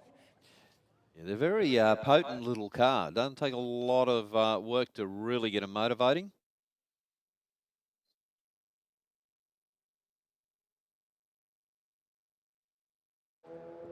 Which in a way, Mark, kind of begs the question, you know, is that something that Ford have probably shot themselves in the foot by not bringing out a newer model of Focus here to Australia and having that style of car available to the public? Well, it closes the market, doesn't it? Well, it does. I mean, I don't know how Ford can keep relying on the Ford Ranger in terms of sales. I know they're a big seller, but you know, you look at their lineup as a whole, and there really isn't anything in that lineup that catches my eye, to be brutally honest. I don't know about other people. I can't speak for other people. Yeah. But I do believe they should have kept it and had that little 4-cylinder turbo available. Well, it would have been in the market of the, you know, like i30s and the Mazda 3. It would have been competition for all those cars. Absolutely, and of course the Mustang 4-cylinder, well, it's not really selling at all, is it? So, I mean, that's kind of telling you something, isn't it? Yeah, it does. Like, honestly, it's not that type of car. You know, like, I don't know the figures, but you would think it'd have to be, you know, like 10, 12% of vehicle Mustangs sold would be the 4-cylinder, or the rest would be 8s. I think it would probably be actually a lot less than that, Mark. You know, I drive around a fair bit, as you do as well, around Sydney, and I can proudly say I've never actually seen a 4-cylinder Mustang on the road. I've only seen the GTs. So I think the Ford executives really need to have a look at themselves and try and make themselves relevant again.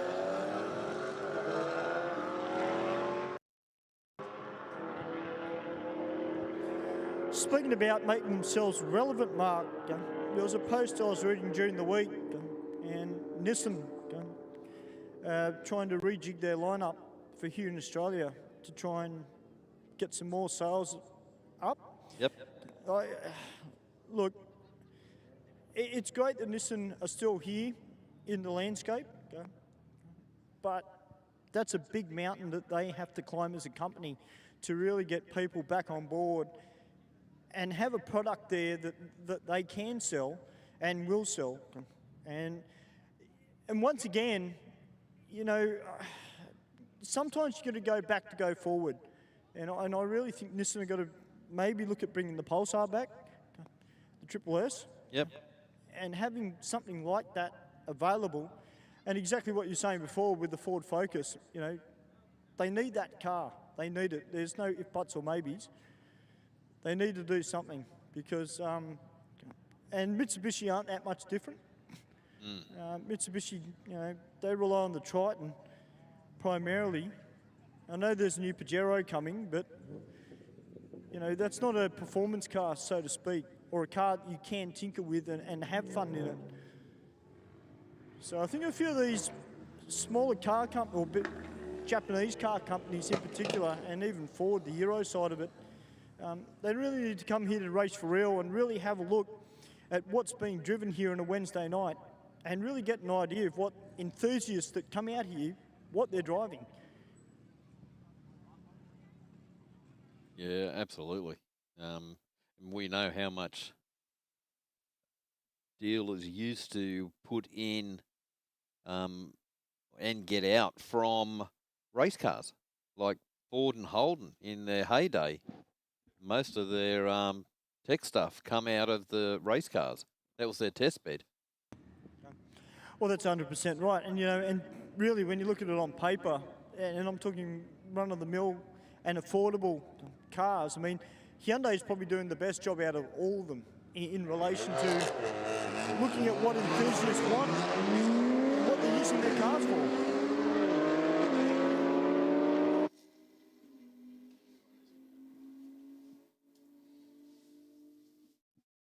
Wow. Well, 126 miles an hour. To an 11.33 at 131 miles an hour mark. So their rocket lane was coming home pretty strong. Just ran out of real estate. The other end of the racetrack.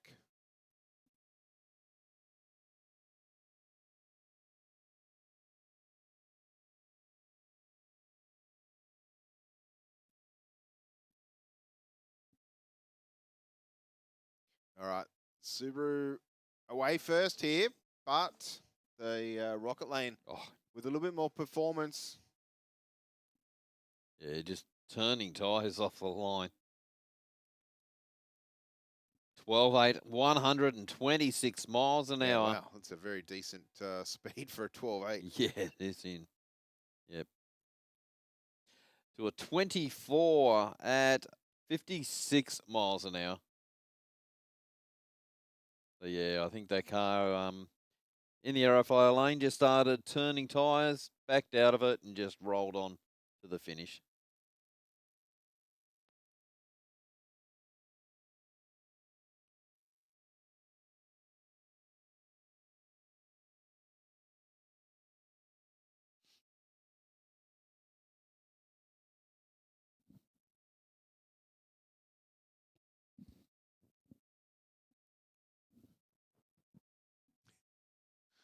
With a two-step sound off down the return road.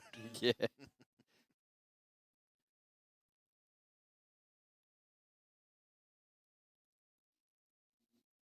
All right, got the Audi wagon back.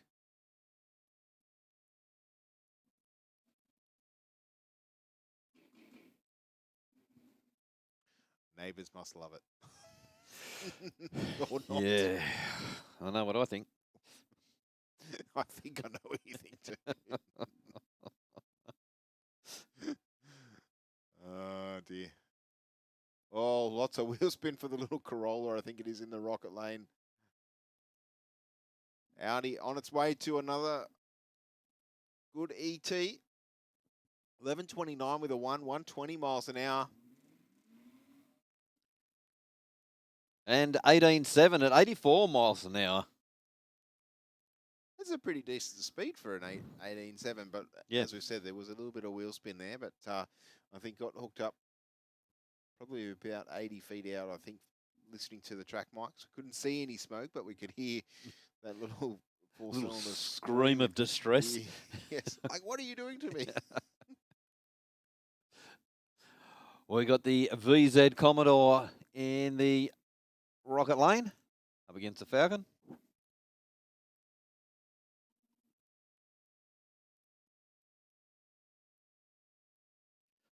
Well, Commodore nose out in front, 14.5 at 102 miles an hour.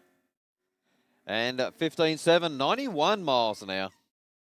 Nice burnout from the HSV down in the Aeroflow lane.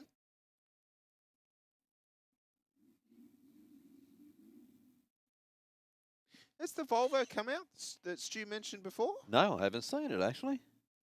Stu must have scared him away. Might have. Hey Stewie, did you scare the Volvo away?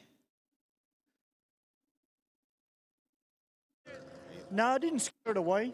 He's probably having a cup of tea and a scone. Looking at the IKEA catalogue. Yeah, probably. 100%. IKEA catalogue. Oh, wow. Wow. We haven't seen it come out yet.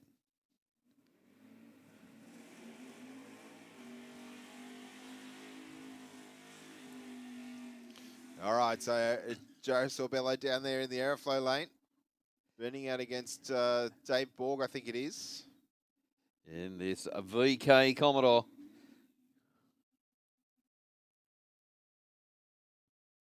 Just keep an eye on the Commodore. He'll give that nitrous a nice big purge just to clear the lines. What's he gone so far? 920 something, I think. Yep. 427 LS. Now that's music to my ears. 029 on the tree for the Commodore. Another straight pass, 928 with a 7, 146 miles an hour. And 11.7, 114 miles an hour for Joe. All right, Joda coming out now in the Integra, tuned by the Tram Boys. And of course, if you like World Time Attack guys, those guys I'm sure will either be competing or they'll definitely be in the pits at that event. That is such a good cracker of an event. If you love Japanese cars like I do, we'll see how Joda goes. A bit of a move at about 60 foot, Steve. But still a little bit straighter, a little bit off it though, just past half track. Still goes 1090, 132. Yeah, nice pass. That was a cracker. I was going to say there, it didn't sound like it was full throttle, but definitely stayed in the throttle, if that makes sense. Yep. Bounced around a little bit, probably at 100 feet, but after that, the car settled down and Joda staying in the throttle because she has said that she's a little bit scared, and I don't blame her. Car's not the easiest of things to drive. No, not at all. It's definitely, without being sexist, it definitely needs to be manhandled down the track. You really got to drive it hard. So she's doing a great job of it.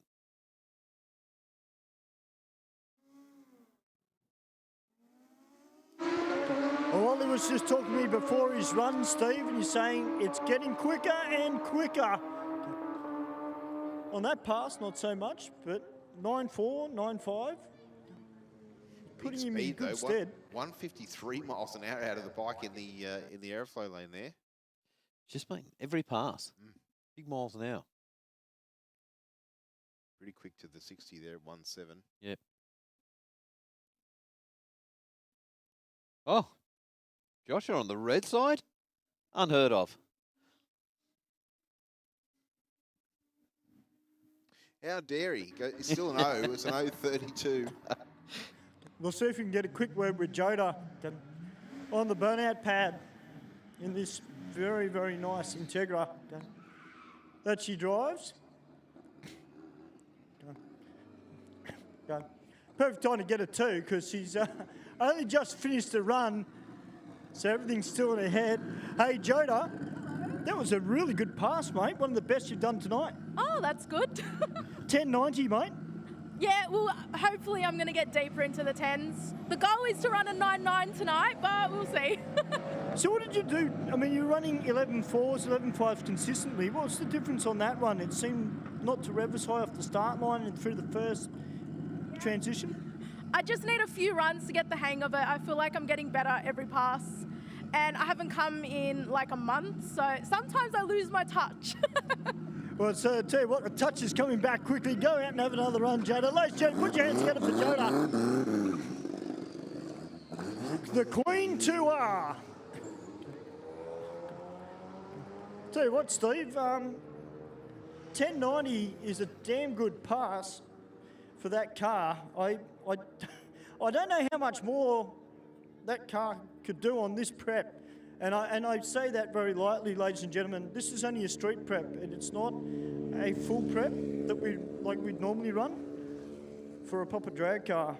And bearing in mind that Joda's got radials at all four corners as well, so that's an effort in itself. Yeah, I can see more out of that as her confidence builds. You can see each pass. Yeah, well, I think it's no secret that the Hondas make massive horsepower, and it's all about getting it to the track and trying to tune the suspension and the chassis of the car to stop it wanting to torque steer. I think is the biggest thing, because that car at 130 mile an hour at the finish line is probably nudging 110-ish at the 8th mile. Yep. I don't know about you, but I wouldn't feel comfortable doing a big weave at half track at 170 k's an hour. No. I think the more seat time she's getting, yes, I agree. The more confidence she's getting with the car, because she's reading what the car's doing.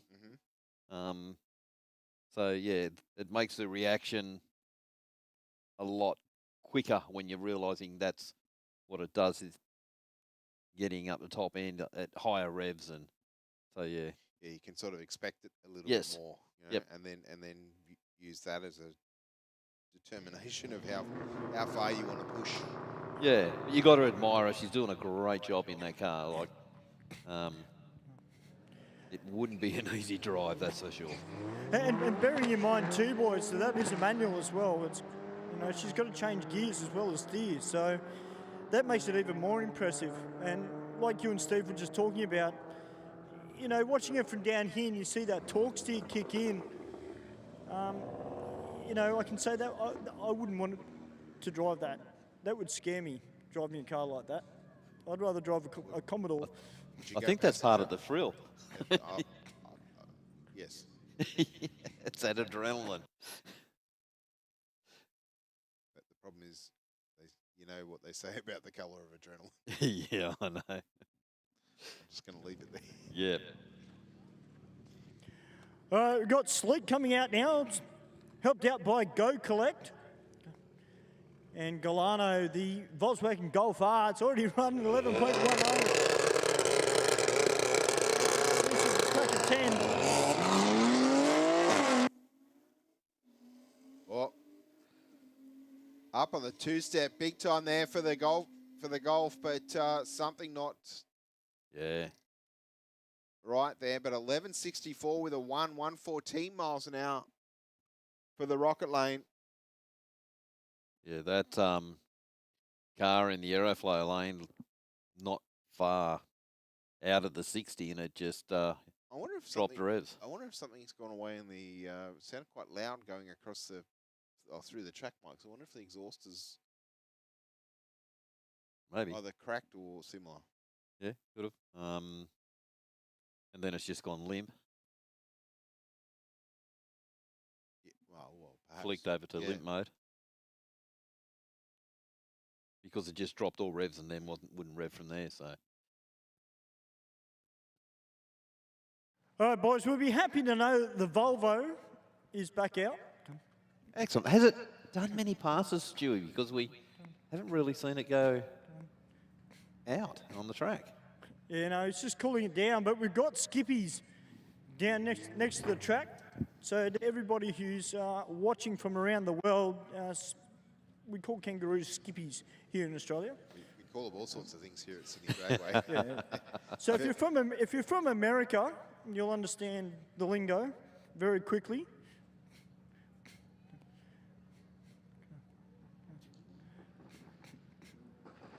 So we just got the quad bike going down to persuade them to move over the other side of the hill.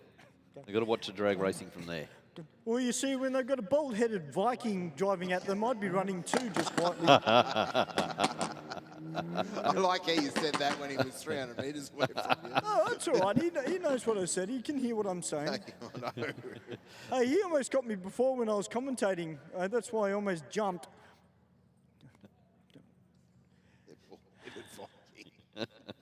He's a worry, I tell you. He's a worry. I try to commentate seriously, and yeah. But it's all right. No. Employee of the month right there is. Yeah. So Keithy down there on the golf cart.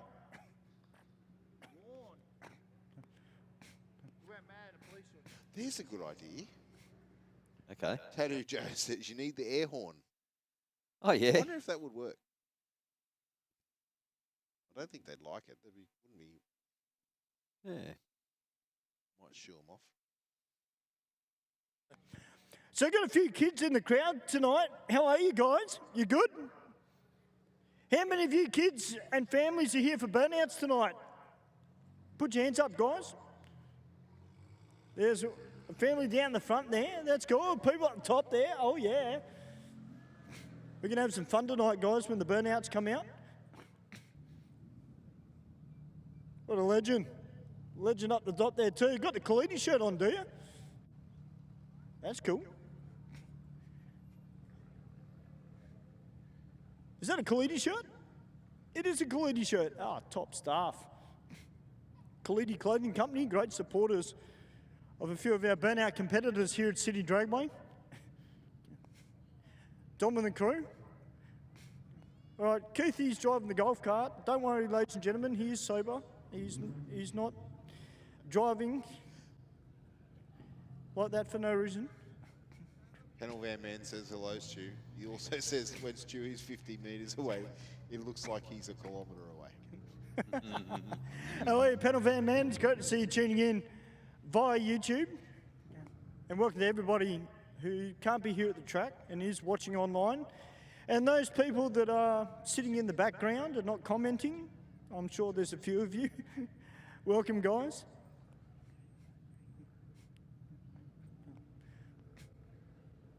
All right, got a pair of Volkswagens down on track. We got Sexy 11R, another first timer.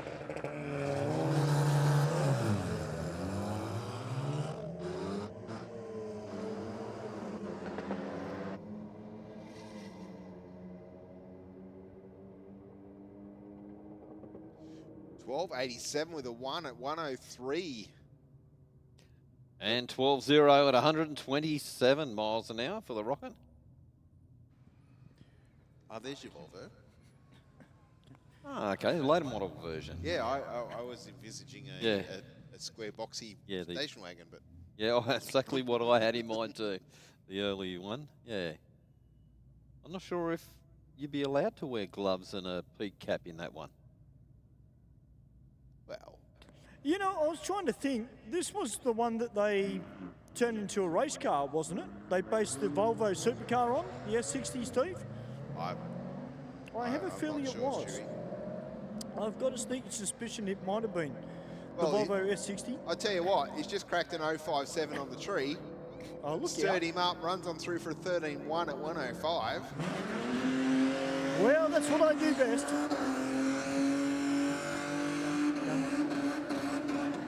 All right, we've got another Nissan out here now. This one looks like a 350Z. This one's got the little tow strap hanging off the rear end of it, which tells me he probably uses it for a little bit of track work. We've got the Commodore Ute in the Rocket lane. Yeah, first timer, Mark. Yeah, we played it as well, so great to see. Sounding a little bit rough though, Mark.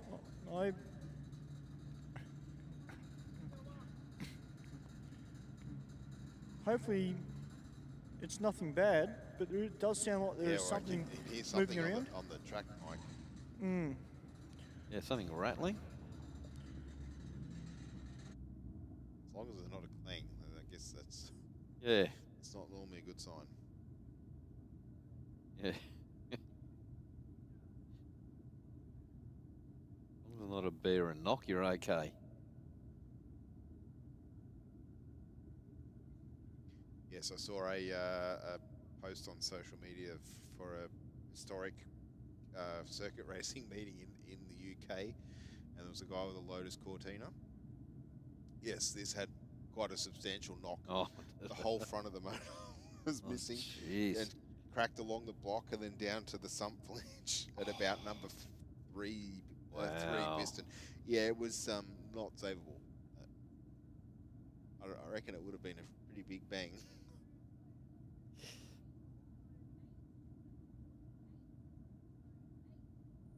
I don't think it was an original block. I've seen one of my friends in the car club. He built like the original pre-Crossflow 1500, but bored and stroked and did all sorts of weird and wonderful stuff to it. But of course, the block's 1963 at the earliest. Oh, okay.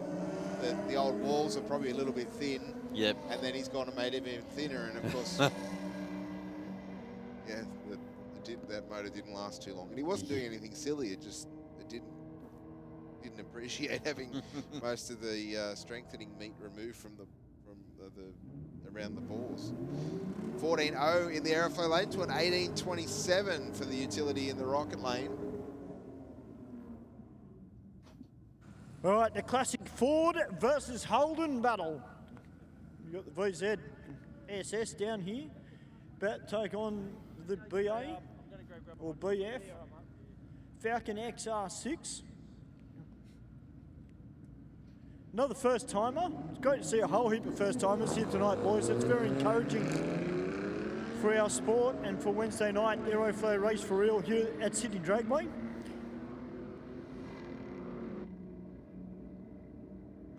Don't forget, guys, if you are a car driver or a bike rider and you need fuel for your vehicle, make sure you get in touch with Power Plus Race Fuels Australia.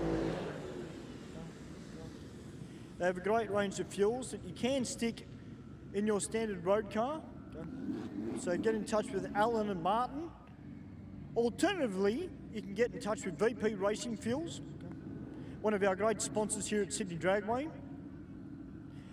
And they've got similar products, but slightly different with the way they make it. And you can get some great fuel, some MS102, some 98. Or if you want to, if you run it, you could run a little bit of methanol. Through VP, you can buy some nitro.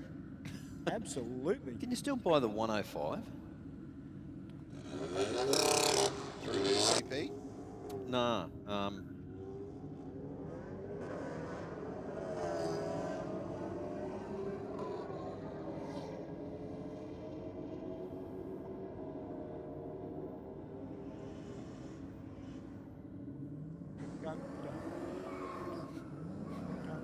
And if you need anything powder coated, guys, make sure you get in touch with Platinum Racing Products.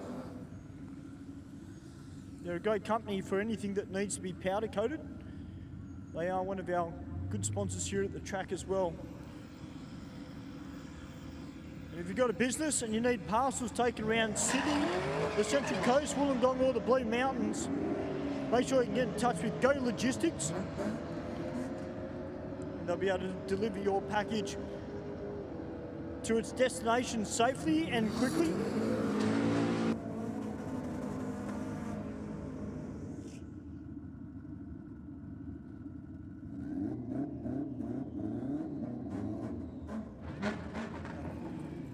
And of course the big one, guys, if you've got a car that you want to modify and you're looking for parts, make sure you get in touch with Aeroflow Performance Rocket Industries down on Huntingwood Drive.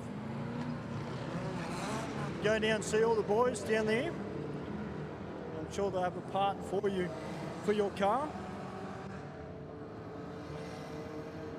Big thank you to Aeroflow Performance who continue to sponsor our Wednesday night's Aeroflow Race for Real here at Sydney Dragway.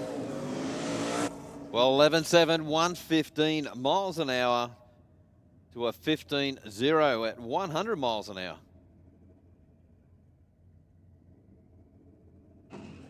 All right, Mark, well, we've got a little bit of old school versus new school. Yeah, we have indeed, Stu.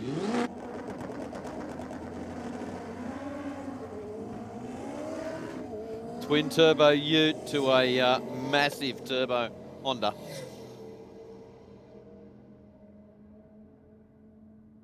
(11.1), 123 miles an hour. to attend to 121 miles an hour. Well, Stewie, he's not having a real lot of luck getting the ute off the line. No, he's not, which is quite funny because last week it didn't have much of an issue. This week, a little bit of a problem. This car's been set up for no prep racing too. So there might be a little bit of head scratching going on in the pits with that team to work out what's going on. I don't know whether they're just trying to bring the power in just a little bit too quickly, but it seems to be spinning on one time mark where it sounds like it's getting up in the boost a little bit from down here on the deck. So a little bit of work to do for those guys, but they'll get their head around it. And you look at Johnny Habib, Mark. I mean, a while ago he brought the Tirana out and it was just blazing tyres. Yep. Then he came out last week and the car was running like an absolute bullet.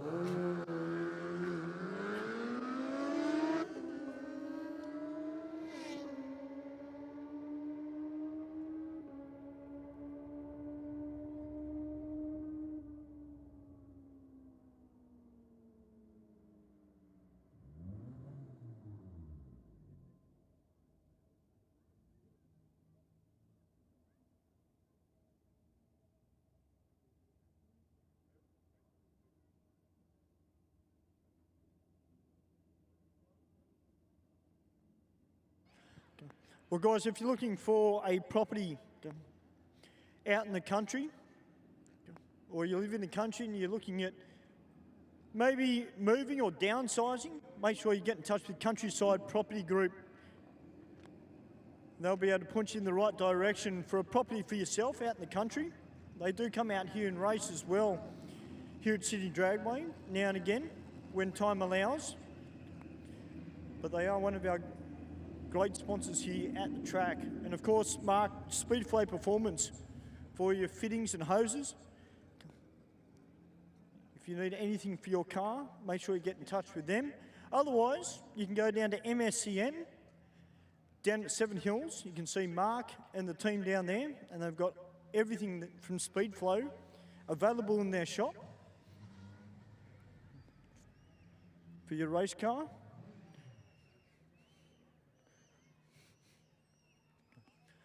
We're just waiting for some cars to make their way around, Mark, and we'll be back to racing very, very soon.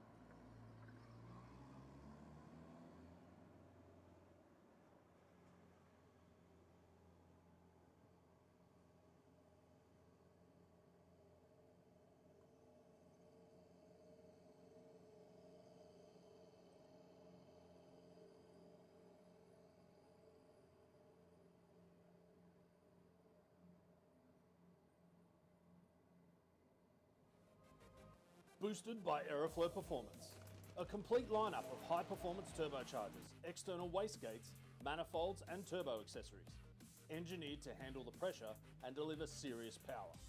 Street car, weekend weapon or full race build.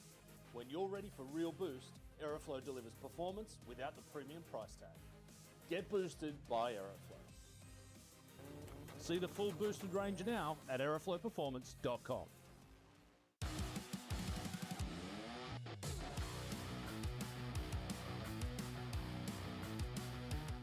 racing, it isn't just a sport, it's our legacy. Performance, it isn't just a word, it's our promise. 3 generations, one unwavering passion. Speedflow, where innovation meets performance. Proudly Australian, unmistakably world class. Speedflow.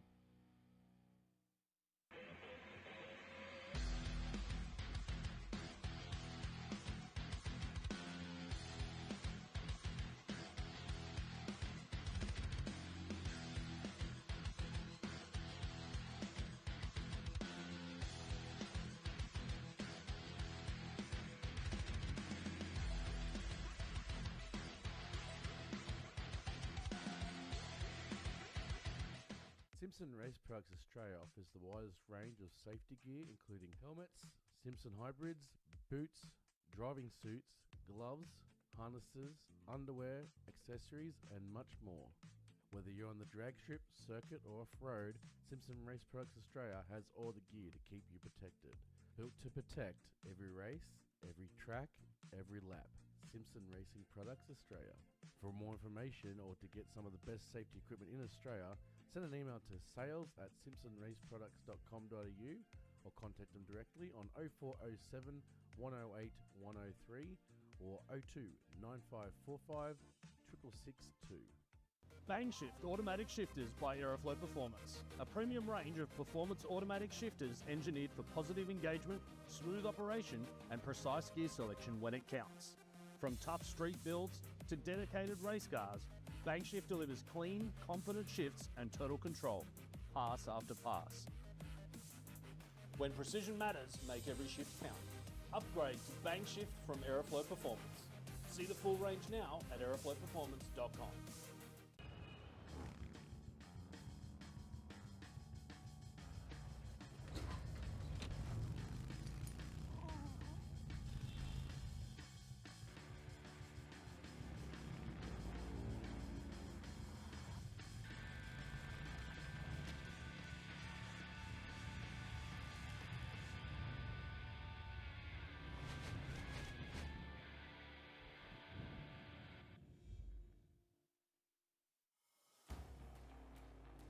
You can spot them from a mile away. The ones who run Mickeys. They don't blend in. They don't back down. They build bigger. They drive harder. They win. Mickey Thompson isn't for everyone. It's for those who refuse to follow and choose to lead. Running Mickeys means something. It means you're part of a movement. Builders, racers, rebels. People who defy limits. Who set trends, not follow them. Who don't ask for permission. You want grip? You want guts? You want glory? Then you want Mickeys. Because if you're not running Mickeys, you're missing out on the most iconic name in tires and wheels. Born from American ingenuity, still American owned. Built for those who blaze their own trail. Mickey Thompson, for the bold, for the winners, for the ones who forge their own legacy.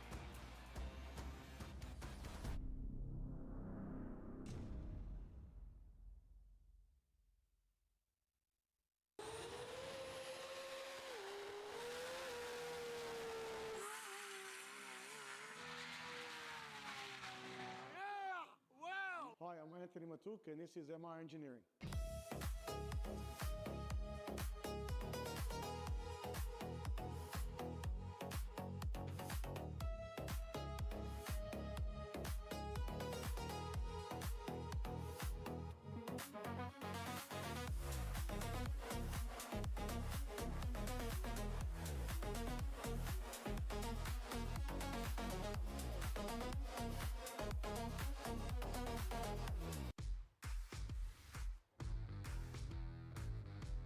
Designing and building a drag strip is extremely challenging.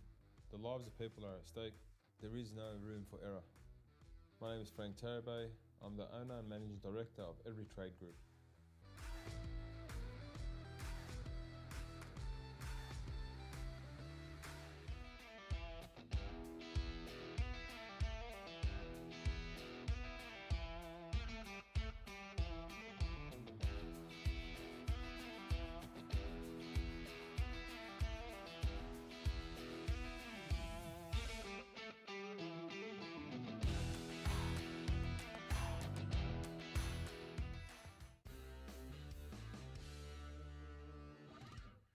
Duty magazine is the proud sponsor of Sydney Dragway Street Bike.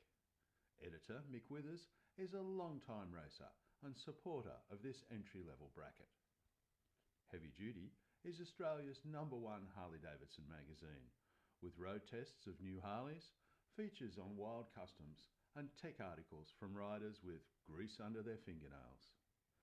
Heavy Duty is also proud to sponsor modified bike champion Sean Ricketts, upcoming junior drag bike racer Anastasia Lucky, and modified bike racer Peter Bartlett.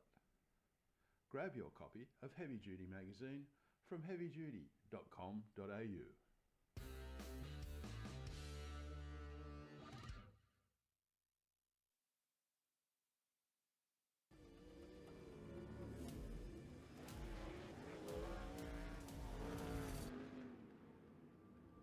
I have this incredible drive to succeed.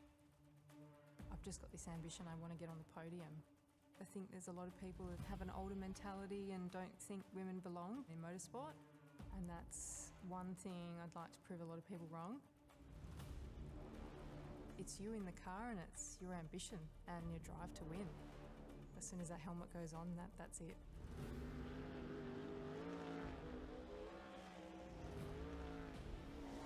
I'm Brooke Newson. I'm a sprint car and outlaw car driver.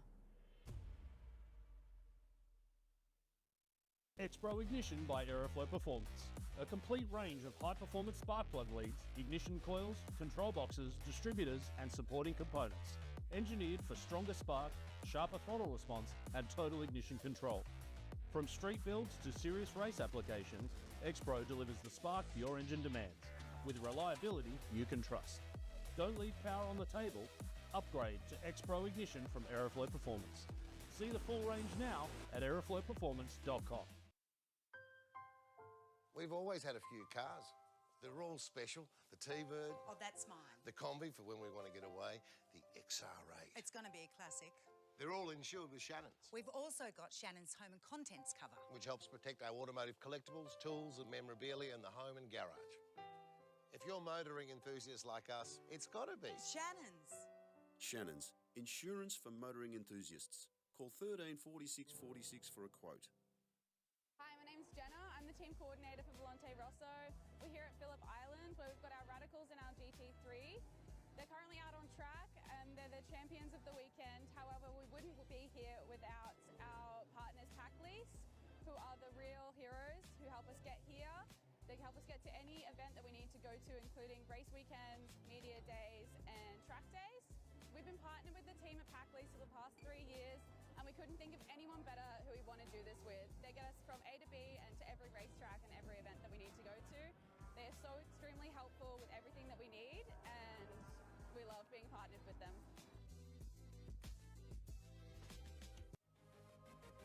Boosted by Aeroflow Performance. A complete lineup of high-performance turbochargers, external wastegates, manifolds and turbo accessories. Engineered to handle the pressure and deliver serious power. Street car, weekend weapon or full race build. When you're ready for real boost, Aeroflow delivers performance without the premium price tag. Get boosted by Aeroflow. See the full boosted range now at aeroflowperformance.com.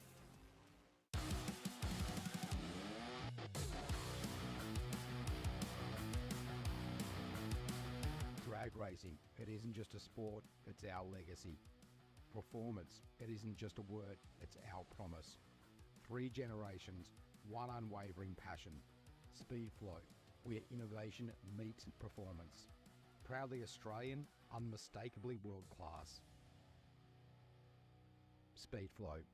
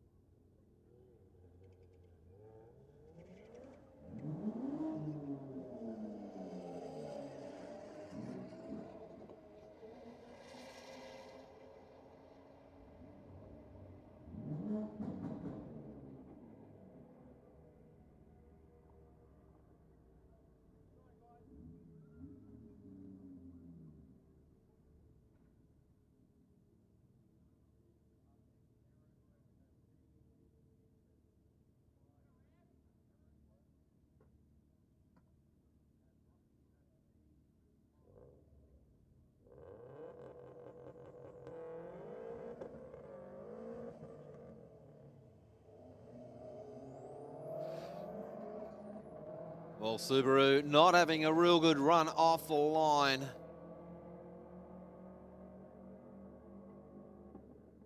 But does take the win, 14.7, 114 miles an hour to a 14.9 for the Aeroflow lane.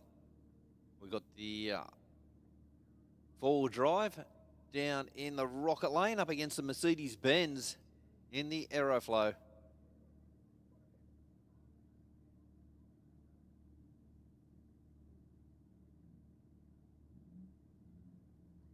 Having a quick mop up.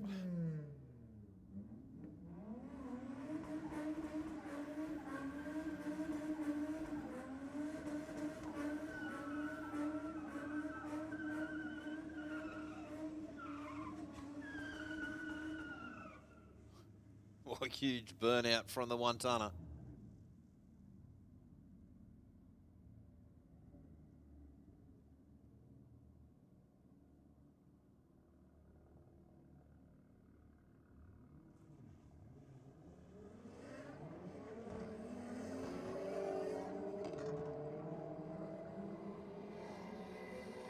Well, Mercedes just left way too early. Have no time recorded at all. But the four-wheel drive goes through 15,688 miles an hour.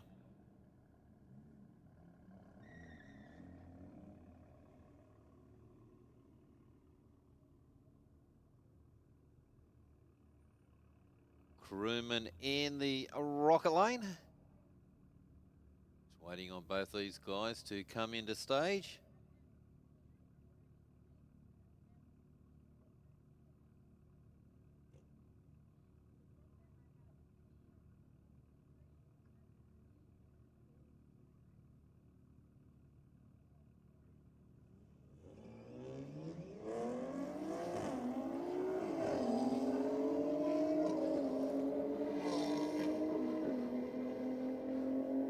Well, Crewman outreacted him, but that's where it finished. 11.5, 130 miles an hour for the Aeroflow lane. And 16.3, 83 miles an hour for the Rocket lane. We've got Audi up against Mercedes-Benz.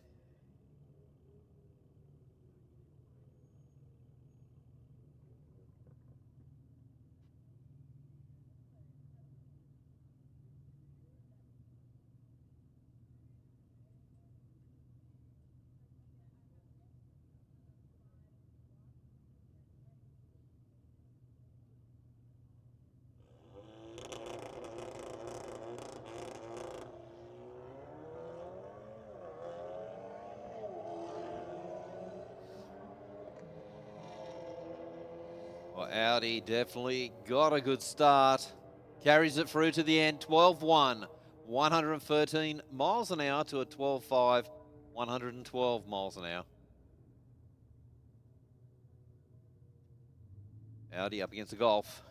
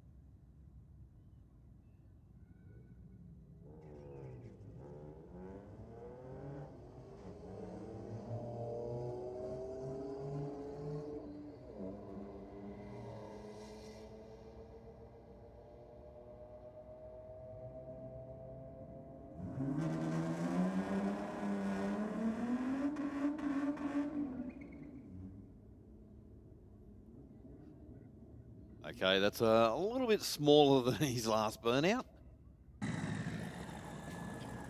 Well, Mark, I'm just behind the tower, and there's a VF Commodore that's just come past me with the number plates cracked.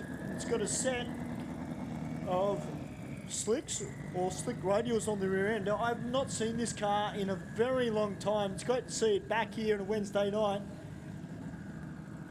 Hey Stewie, did you see the little Suzuki going through scrutineering? Yes, I did actually. I did. I haven't seen it come out though. I wonder whether it might have failed scrutineering because I haven't seen it come out either. I was very interested to see it run. As a matter of fact, I was too.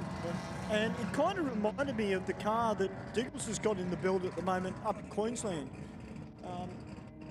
It had a set of big tyres on the rear end of it. I don't know whether it was able to come out and race or not, which is a bit of a shame because I was looking forward to it.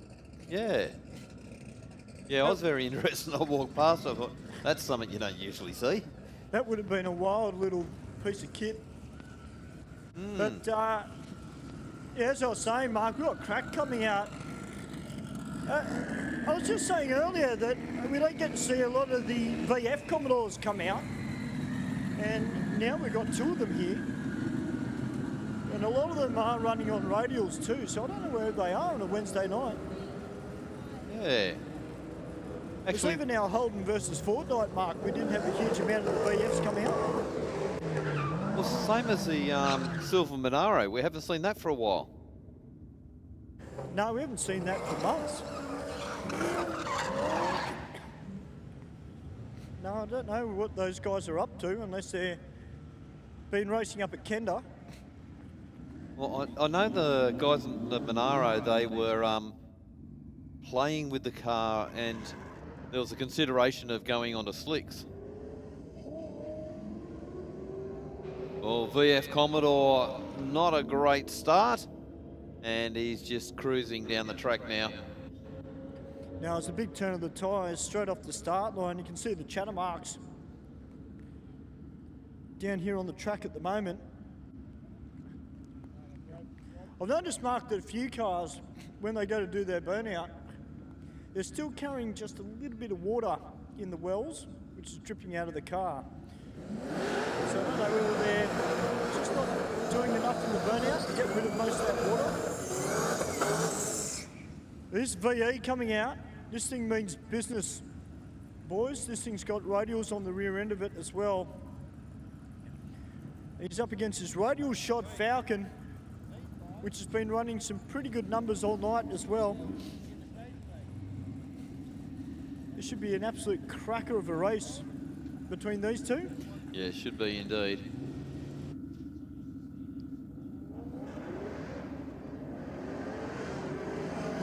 Well, Commodore just turned tyres from the line, but the Falcon out and gone. 10.8, 132 miles an hour to an 11.3, 132 miles an hour. So Stewie goes to show just that little bit of a turn, tyres off the line. Both those cars cross the line the same speed, but just different ETs. Yeah, and I think a lot of that comes down to as well, partly with the burnout. I've noticed that a few of the radial cars, particularly in this cooler weather, a little bit more effort in the burnout, a little bit more smoke, and it's just helping them just that little bit. We'll keep our eye on Cracked, because this thing generally punches out some pretty solid numbers.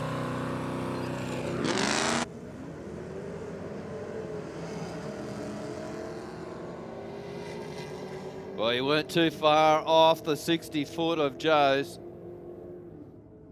10.06, Mark, 138 miles an hour. And 11.6 at 116 miles an hour for Joe Savello. All right, Joda back out. Queen 2R, this very quick Honda Integra, about to take on War 186 with a bit of help from Shift Right. Well, hopefully they can get the car down the track or off the line. That's virtually what's his problem at the moment. That's the best launch so far. 145 to the 60 for the utility. And through the finish line, 912 with an 8, 129 miles an hour.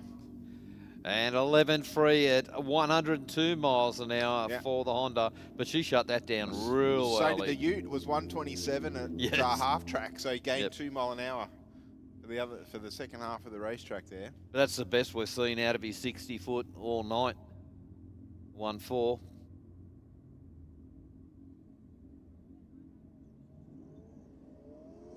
Back into our bikes.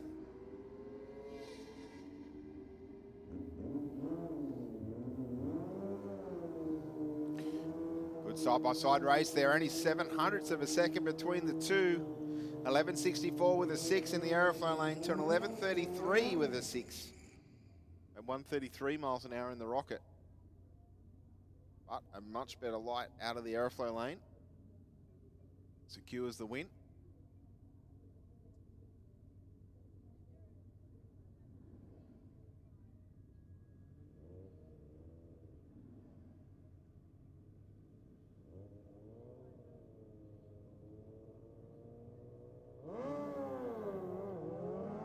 Wally Holster in the Rocket lane, away nicely with an 080 light. Out in front and just gets the win by 6 10,000ths of a second. So 0.0006. Yep. Wow. And 9.6 at 153 miles an hour for the Aeroflow lane.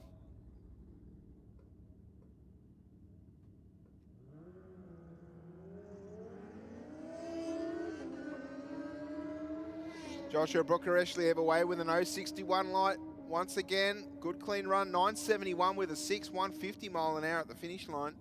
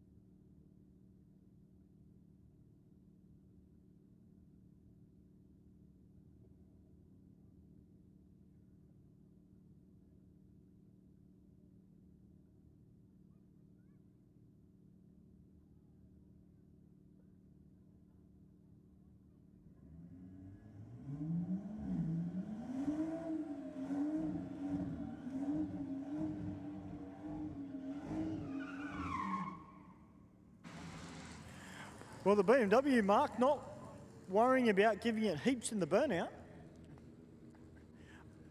And Steve, look what's on track. It's a Tesla.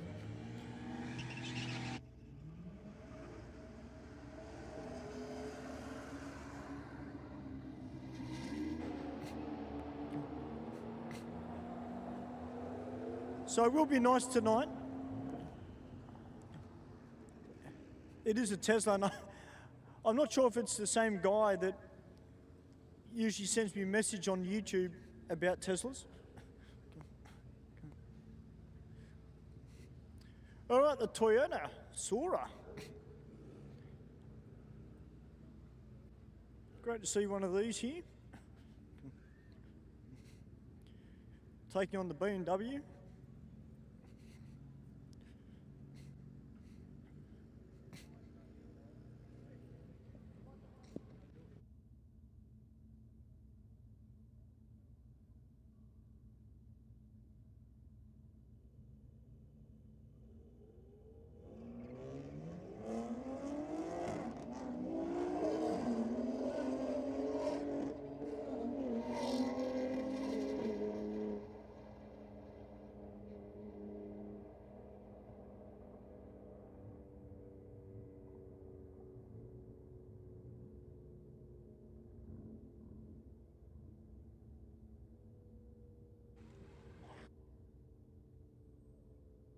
All right, the first timer back out with the Subaru WRX STI.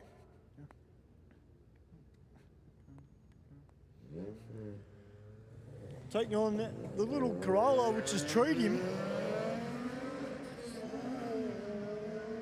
Listen to that little Toyota scream. Scream for its supper. Although, it's leading the charge quite convincingly right now. And a 16:45, 85 mile an hour at the finish line. And 18.2 at 71 miles an hour.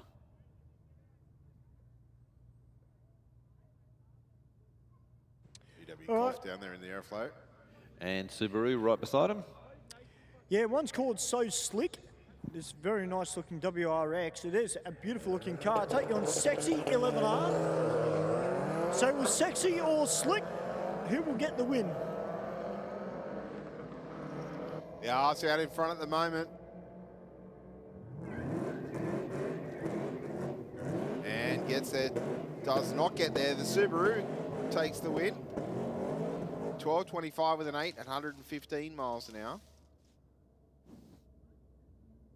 Over a 12.84. Only 700s in that one too. Yeah, very slim margins, aren't they?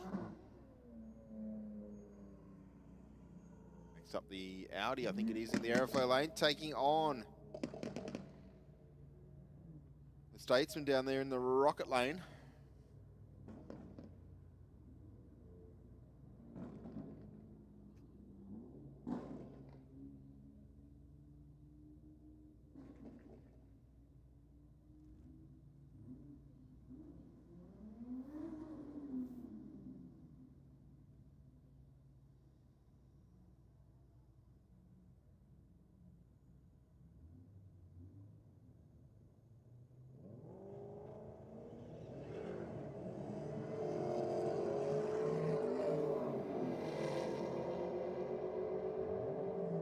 There's the horsepower at the finish line. 11.04 with a 7, 126 miles an hour out of the Statesman in the rocket lane. And 12.2 at 116 miles an hour for the Aeroflow lane. Yeah, that Statesman really wound it on top end. It does. There wasn't too much between them. Only 10 mile an hour at half track, but Extra cylinders. And the forced induction on the top, I think, certainly helping. The Audi wagon out in front with this one. Just under 1.7 seconds to the 60 foot. Runs on through the finish line. 11.22 at 120 miles an hour. And 16.7 at 82 miles an hour.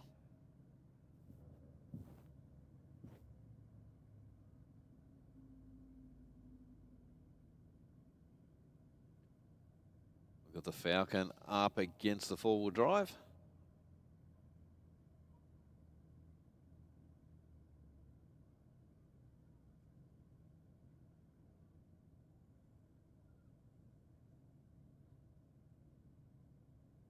And the four-wheel drive, one of two Forbies we got racing here tonight.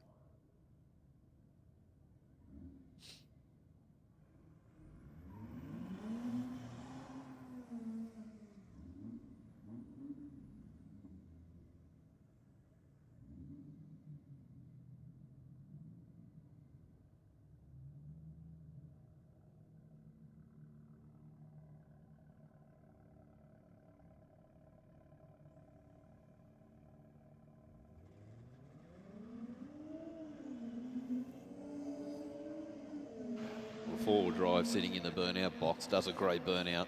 Hey, Steve, have you got your headphones on? Yes, I do. Billy just said that next week you're coming down to mop. Me? Yeah. Why? I don't know. I don't do manual labour. I'm just passing on the message from Billy. Well, I'll go down and mop if he comes and commentates. How's that sound? I reckon that could be, well, I reckon Billy will go right on the commentary side of it. There's only one way to find out. You could be a starter.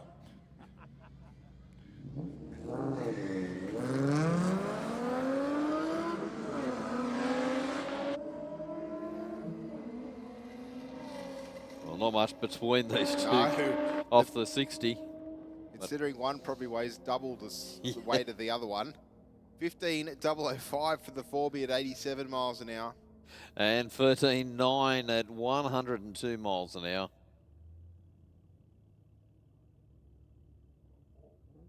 The Audi up against the Golf. Yep, older model Mark 5, I think it is, in the Aeroflow lane. B plate up.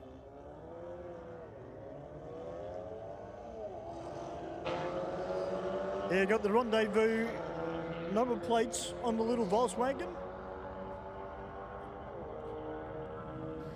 12.22 with a 6 due, 113 miles an hour.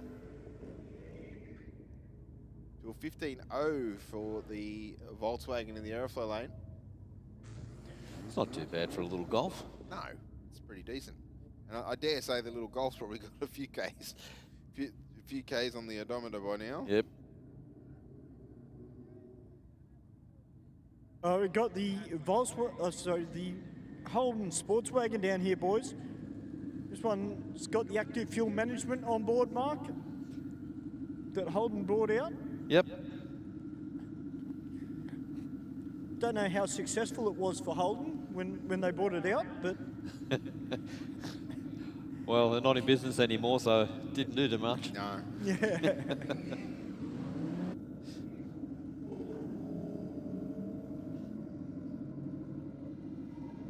Mercedes marching on at the other end, just under 100 mile an hour at half track, and 11.92 with a 3 at 116 miles an hour.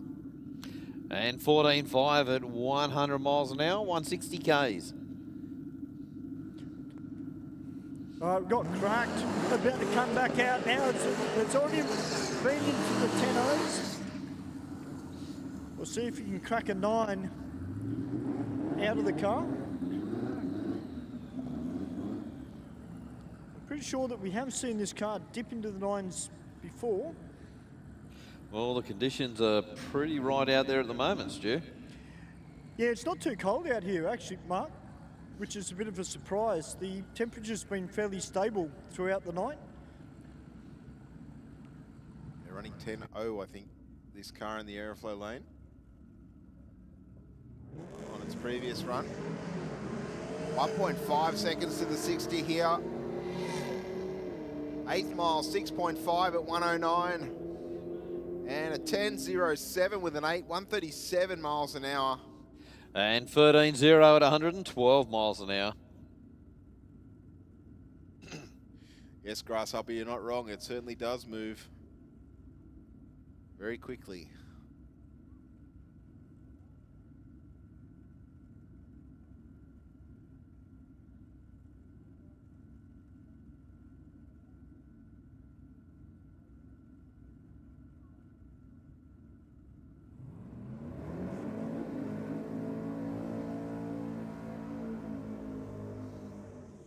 Well, Stewie, the temperature out there at the moment is 12.5.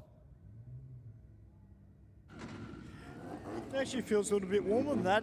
I mean, I haven't had to go and get my jacket, so that's always a good sign. Humidity is there though, 93%. Joda, the car looks good to 330. It's not moving around too much. Let's see how she goes. 1061, 139. That's a great pass there from Joda. Yeah, 1.7 seconds to the 60 foot there. And 11.6, 115 for the Aeroflow lane. Yeah, I bet you Joe's hanging to get that belt, that belt on next week. Yeah, I think so. So he's got to change the oil in the motor, up the RPM cut because it's only at 6.68 at the moment. Yep. Go to 7.7, and obviously put the belt back on the supercharger and back into the 8s hopefully.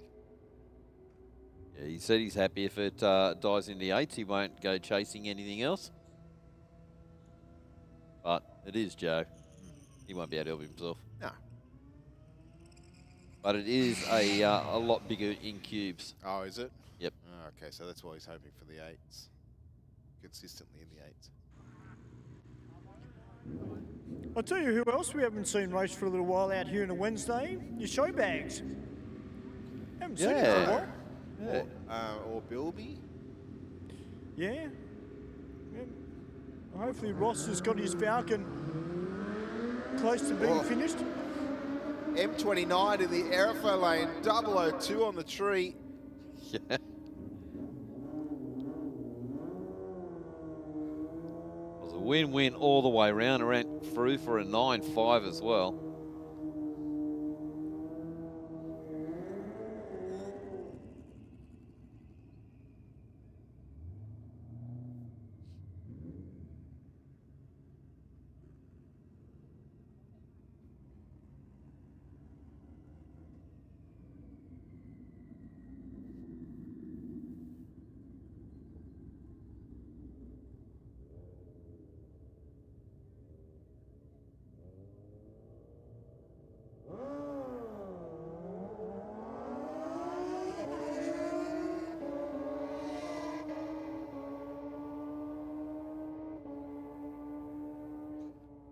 Well, 9.8, 146 miles an hour.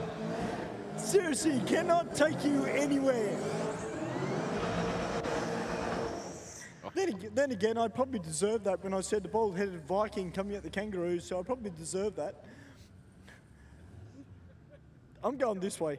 I'm going to go stand next to Ray, my mate.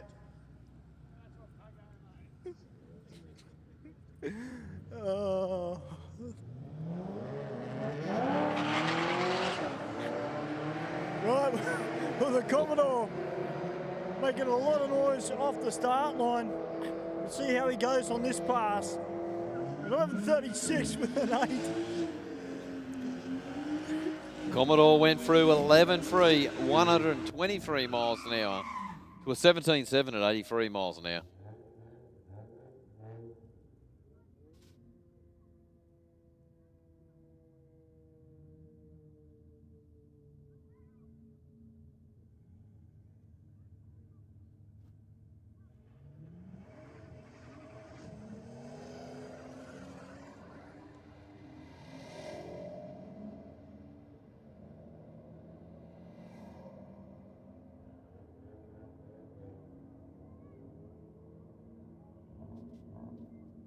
.11.3, 123 miles an hour. To a 14.3 at 101 miles an hour.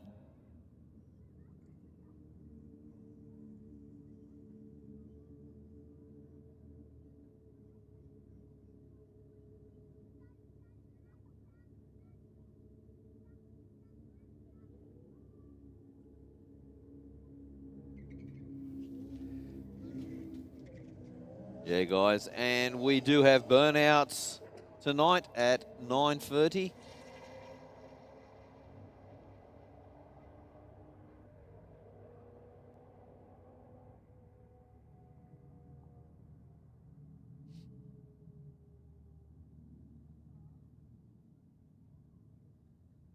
Got the Golf up against the Subaru.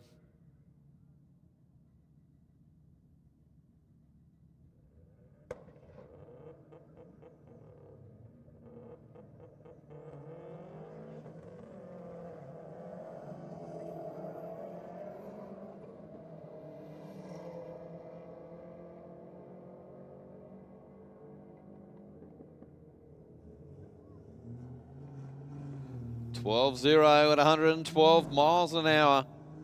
To a 12.8 at 105 miles an hour.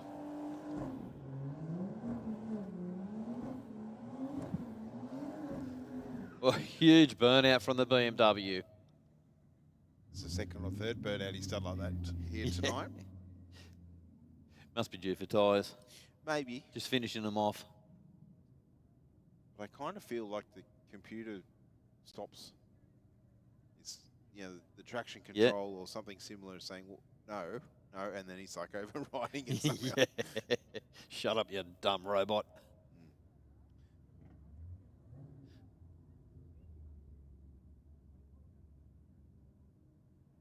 Exactly what I'm doing is it's bouncing off the limiter. I'll tell you what, launch control works well. Yes, it does. Just over 2 seconds to the 60. And we'll run on through for a 12.24 at 117. And 13.9 at 102 miles an hour. Yeah, you can also see, Mark and Steve, just how difficult those Nissan Zs are to get off the line with the computer that they run in those cars. They don't like any form of wheel spin at all.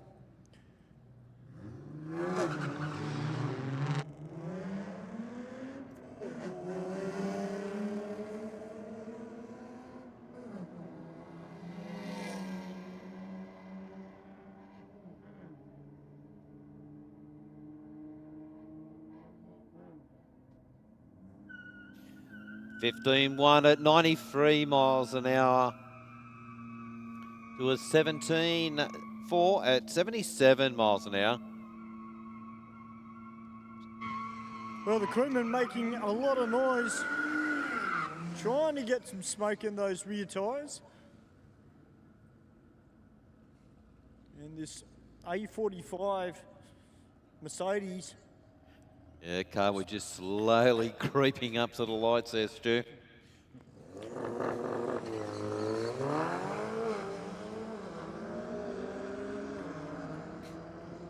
Tell you what, Mark, you're going to hand it to them. They are those and the BMW M1s. Geez, they're a good piece of kit, aren't they?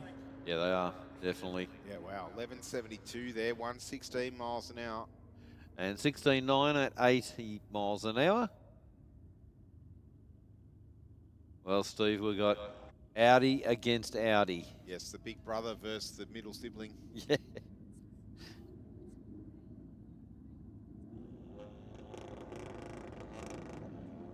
Oh, 05 throwing the tree for the wagon.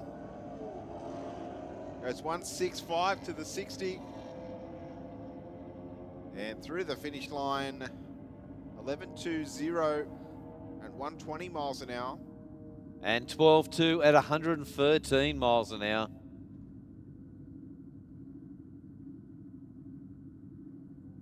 Okay, correct me if I'm wrong. BMW against Mercedes? No, that's... Multiple choice, though. I've got to get one right. Mercedes in the Rocket. I think it's an Audi in the... sorry, Golf, beg your pardon, in the Aeroflow.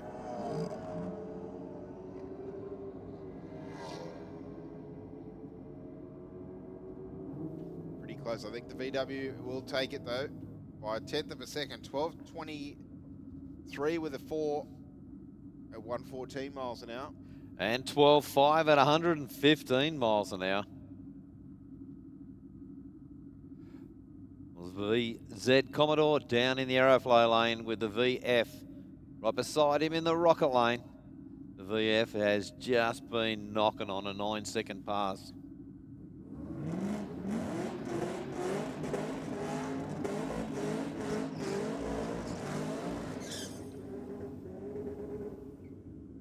Let's see if everything lines up this time and he can get that 9-second. You're starting to guess that the heat sink's probably starting to set in. Yeah, they are turning around pretty quick.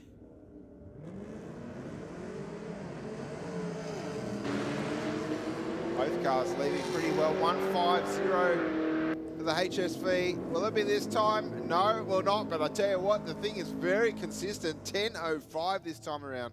138 miles an hour at the finish line. And 13.8 at 103 miles an hour. Just look at the reaction in the 60. So just needs to get one of them just a tad better. Yeah, I think, well, the 60-foot spot's going to get it is going to improve into the nines, I think. Charger wheel spin out of the front end for the Honda on that run. And Joe deciding to roll out of the throttle. Joe running through for an 11.59 at 116. And a 13.1 at 77 miles an hour.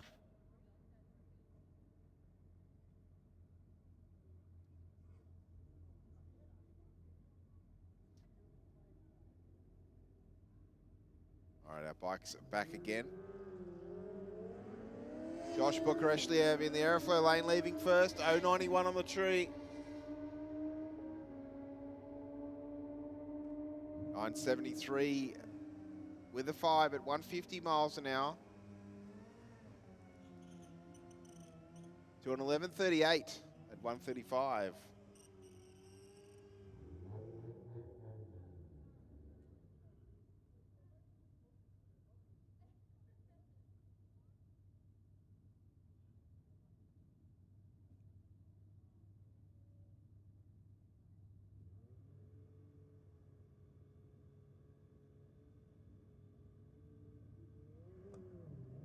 Oh, 70 on the tree.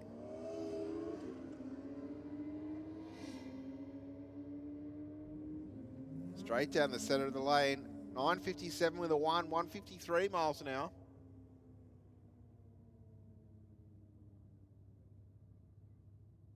Next up, we're going to see the Falcon taking on the Toyota.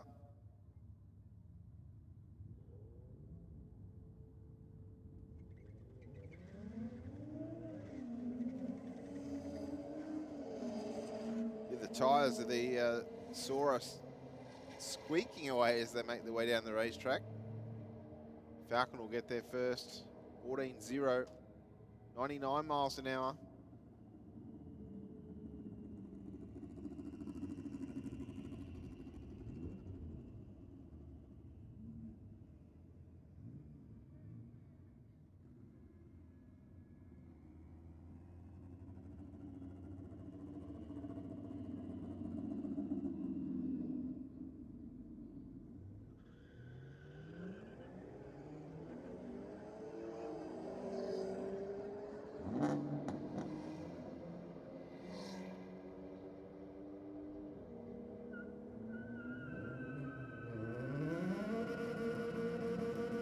.1266 and 117 miles an hour in the Rocket lane takes the win. over a 14.7 at 94. Crewman getting some smoke out of the rear tyres this time around.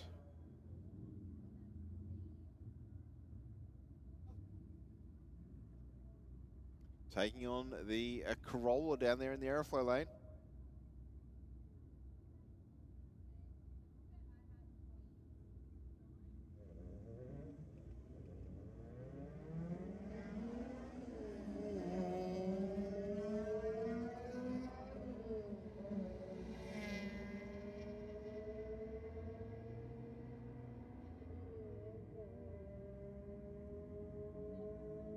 And the Corolla gets their mark by 100th of a second.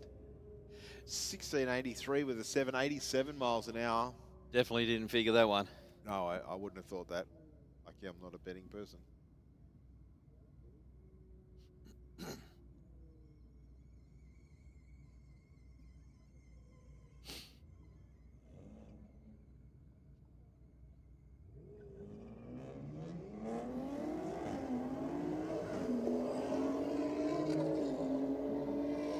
The BMW will take this one fairly comfortably. 11.53 with a 6.131 at the finish line.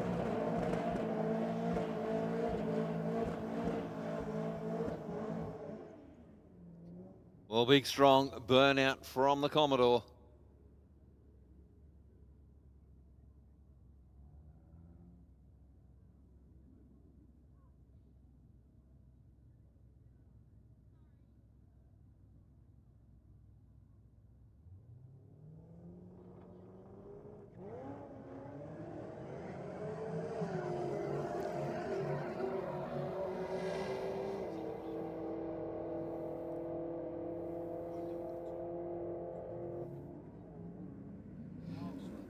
Ten eight, 131 miles an hour to an 11.7, 116 miles an hour.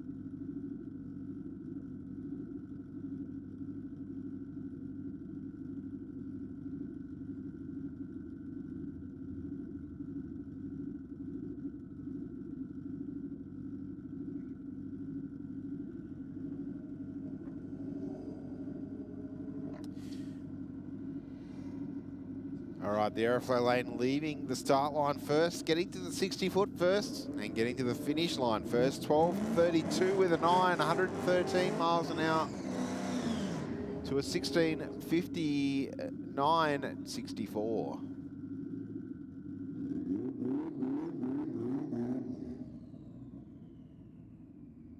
Pair of Holdens back once again.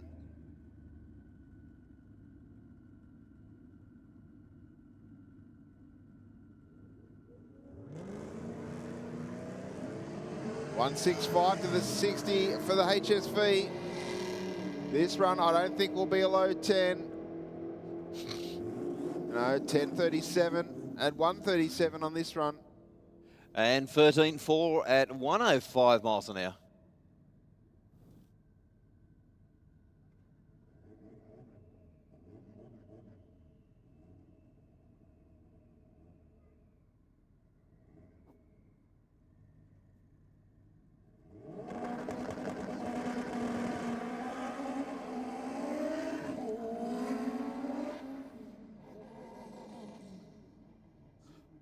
Well, it's good launch from the Honda.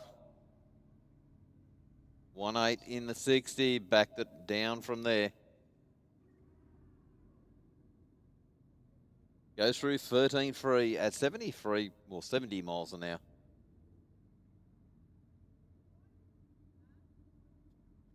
Yeah, what our bike racers have done quite a number of passes here. Joshua Bukareshvili, his slowest light of the night that I've seen, a 188 on the tree. Nice and consistent in the ET, 974 with a 9, 150 miles an hour. To an 11.28 at 135 in the rocket lane. Is that the first reaction that he's done that doesn't have a 0 in front? Yes, that I've noticed.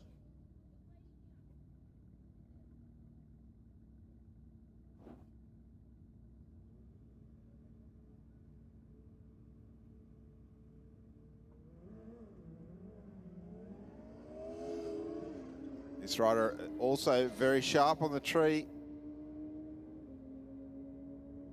That went red on that run. 944 with the 4 at 153 miles an hour. So his miles an hour is up all night long. Yeah, 240 something kilometers an hour there. Wow. 248, I think it is. Yep.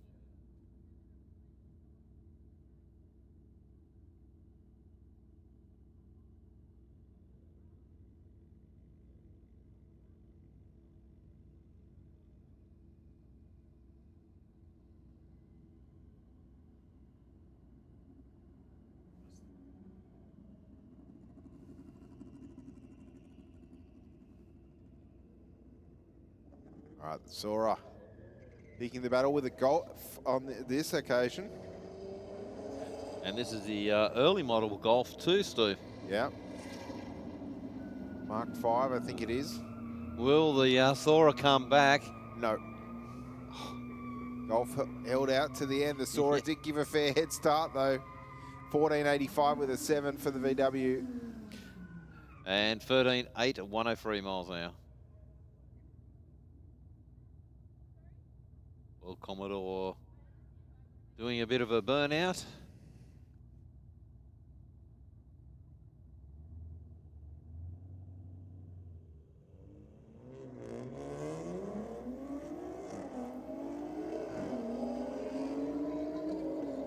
BMW getting the power down.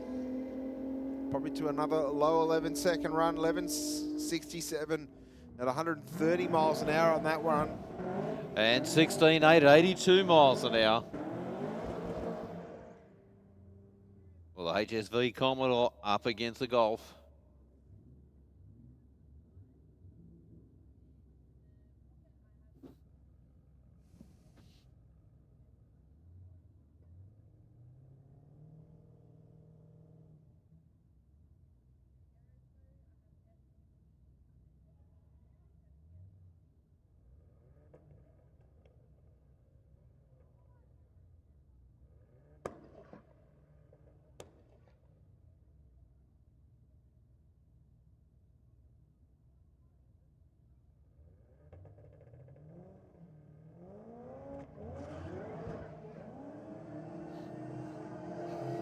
Not too much in the tree there. The Golf in front to about the 400-foot mark, and then the HSV just pulls away. 11.73 with a 130 miles an hour. 12.8 at 102 miles an hour.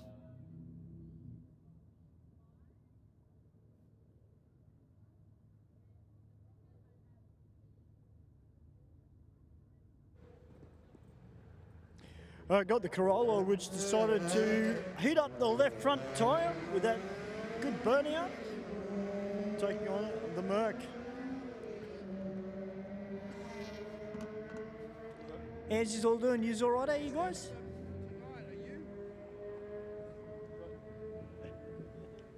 I don't all talk at once. It's all right. 1591 with a 490 mile an hour for the Corolla to an 11.89 for the Mercedes on that run at 116. All right, the Toyota Kluger with the V6 in it. About to take on the Commodore Ute. I must say, Steve, the Kluger's done better than what I expected. It's actually done a good job tonight. Well, it's going to claim a scalp here, Stu. 16.60 at 84 miles an hour. And 16.8 at 86 miles an hour. So what are the bikes last? Or?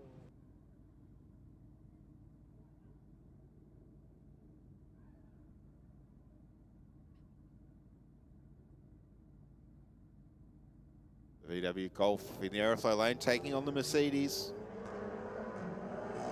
Very even to the 64, only 200s in it. The Mercedes now back in front. And gets there first, 11.63 with a 119 miles an hour. And 11.9, 117 miles an hour. VF Commodore back out again. Now these tyres, Mark, I thought they were radials. They actually look more like a slick. They're Hoosier. They're only a small slick, but being put to good use for this car. Don't know if it's just a condition. Oh, we could be on here, Stu. I think that's his quickest 60 foot so far. And oh, so close. 10.03 at 138 miles an hour.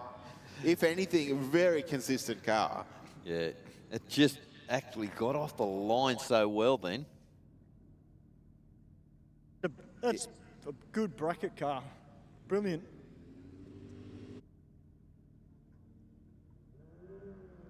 All right, our bike's on it yet another run.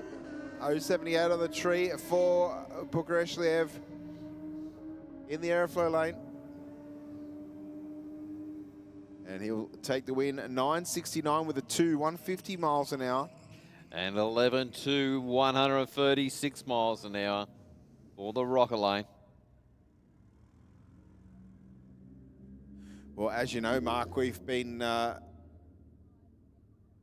the prowl for our Commentator's Choice and First Timers Award, and also we have a Reaction Time Award. Adam, our production manager, has been out the back and working hard. We've selected as our Commentator's Choice Award winner tonight goes to the young man on the screen there, Reno Lewis, in his Barra-powered Nissan Patrol pickup. So congratulations, Reno. Well done, mate.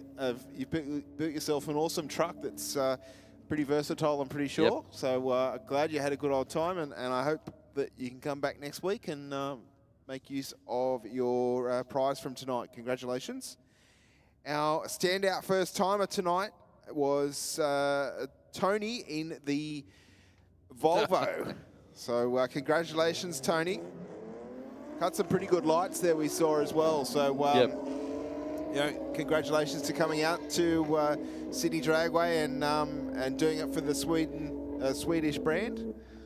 And he's a good sport. Yes. Took a bit of ribbing as well. He did. Yeah, he gave a little bit back too, which was good. Yeah. All right, so congratulations there, Tony. And our winner for the reaction time of the night goes to Joseph Borg in the Ford Falcon. Congratulations, Joseph. Look forward to seeing you next week once again here at Sydney Dragway, cutting those O-lights in your Falcon. So congratulations to our 3 winners here tonight. I hope you've had a good time. Hope you tell your friends to bring your cars out to the track next week and try and challenge you for the awards that you've received tonight.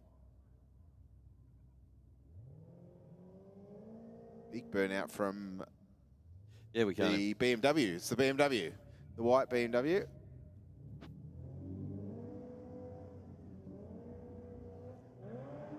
HSV leaves the start line. Well, HSV actually got the jump.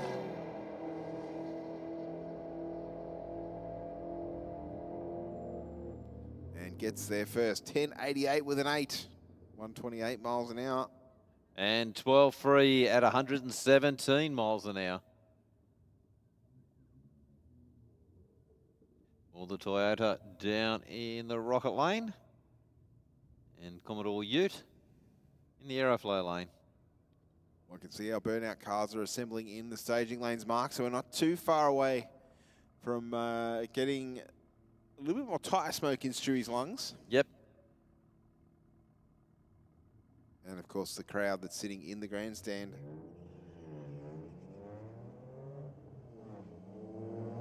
So once again, these two face off. Kluger won the last one.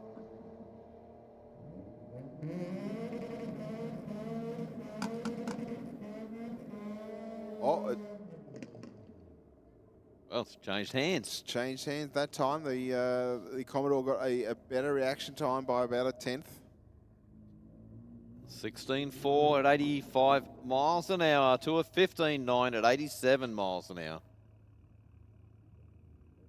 The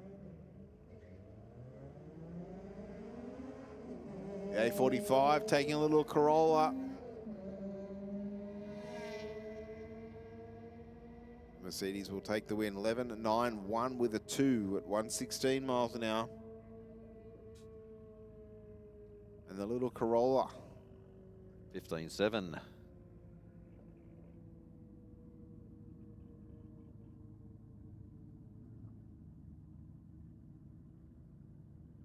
VW. Down in the Aeroflow lane. Beamer.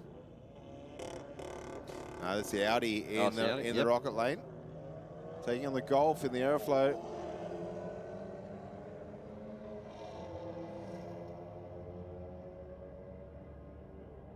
The Audi's going to take it though. 12.18 with a 6, 114 miles an hour. And 12.5 at 107 miles an hour.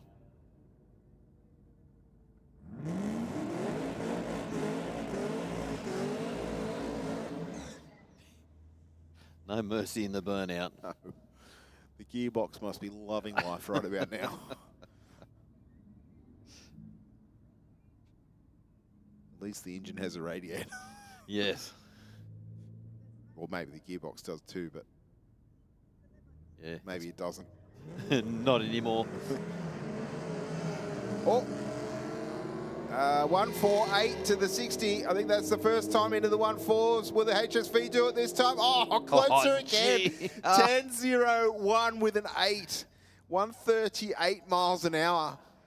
11.7, 116 miles an hour. He's so close. 0.019 away from a 9. Oh, wow. The disappointment of some of the people on the stream. They're riding it with him. Yeah. Some of those comments I can't repeat. It can be a very cruel sport at times. Yeah. The problem is you'll run a 9.9 and then it'll be a 9.8 and a 9.7. Actually, I thought that was enough off the reaction to get him there. Yeah, well, the 60 foot was down, was quicker by half a tenth. Yeah. And he's only chasing 0.03. Yeah. Yeah, sorry, the 60 foot I was talking, not the reaction. Yeah. All right, ladies and gentlemen, I think that concludes our racing for tonight. We're about to roll through the tunnel. Our burnout competitors for this evening. So if you're a regular here at Sydney Dragway, you know the drill. We need everybody behind the coloured row of seating on the burnout pad plastic seating grandstand. That is a safety requirement. Unfortunately, we cannot let the cars on the burnout pad until everybody's moved back. Yeah, so if you're at the front of the grandstand, guys, you need to be back where the blue seats start, please. So everybody that's in the grandstand in front of the burnout pad, we need you guys to move back, please, to where the blue seats start.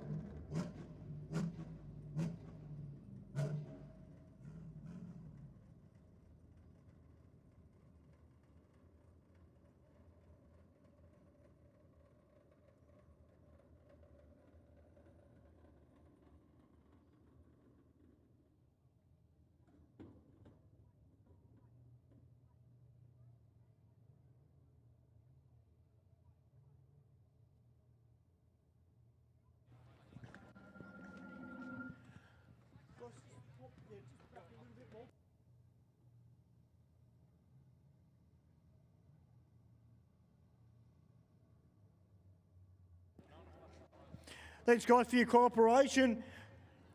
Well, we're not too far away from sending smoke signals to the sky. It is Wednesday night. We've had the serious stuff. Now it's party night. Who's ready to party with a pocket rocket?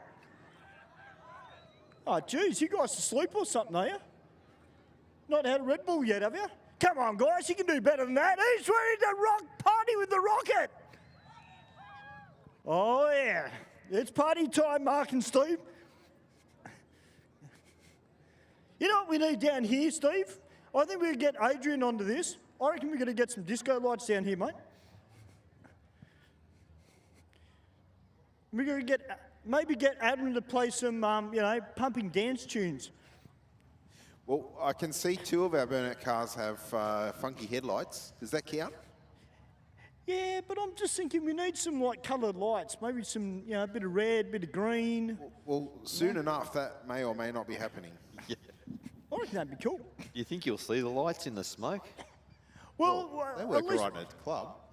Well, I mean, if they want to know when their burnout's finished, we can put the red lights on. That'd be cool. Hey, Pesty. Sorry, I didn't bring your camera then, I hope. Pesty was just taking an action shot of the rocket. That's a very expensive camera. All right, Sydney, here we go. It is time to let loose. Let's get those limited fingers up in the air. Let's party.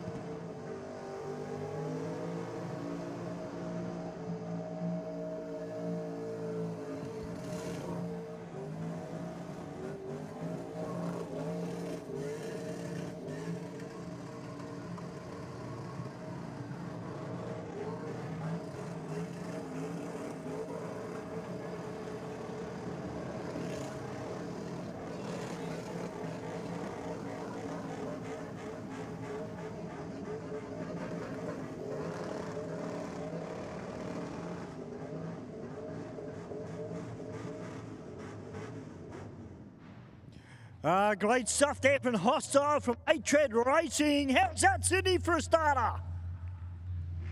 All right, next up on the pad, we've got Cunny Fun.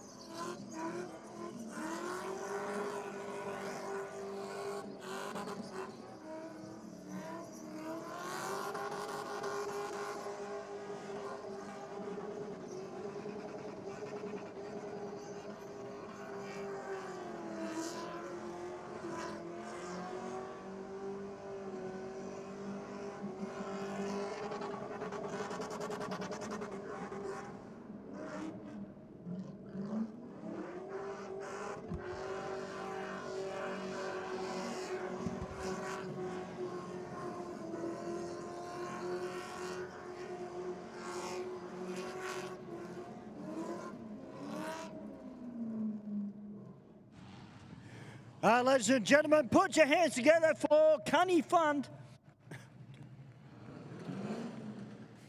Great use of the pad there. Good entry onto the pad as well. Next up, we've got the VL Commodore Wagon, yeah, lad, that is about to come out.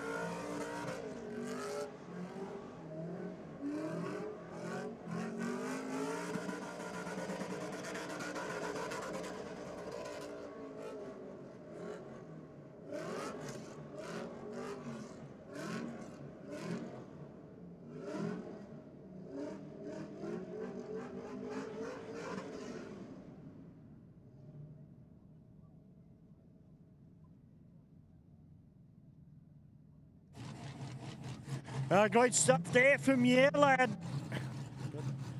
Never fails to put on a good burnout, the VL Commodore Wagon. Next up, we've got Nah Lad.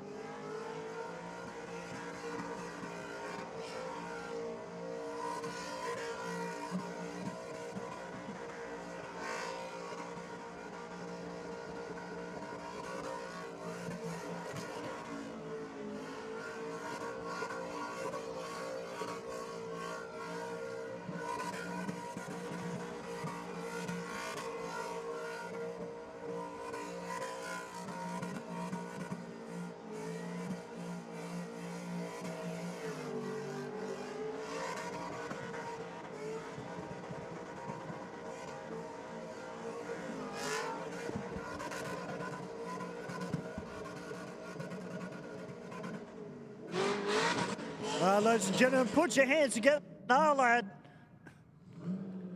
Absolutely annihilated those rear tyres. That was a good, solid burnout there from the Commodore. Next up on the pad, we got the Falcon about to come out.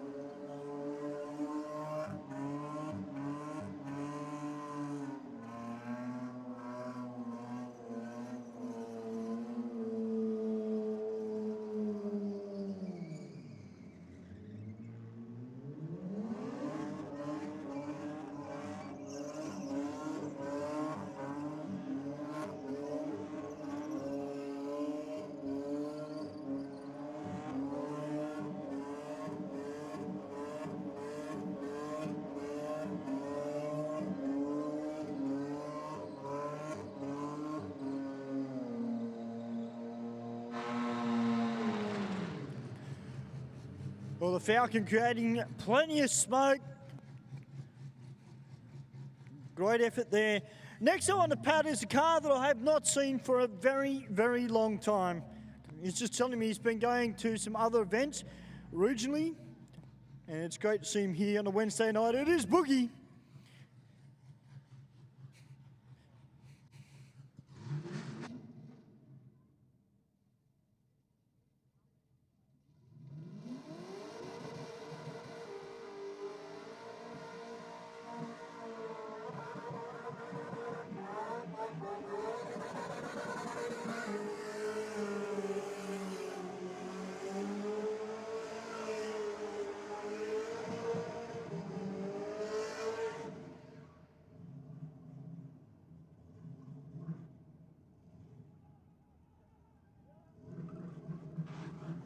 A little bit lost in the smoke there.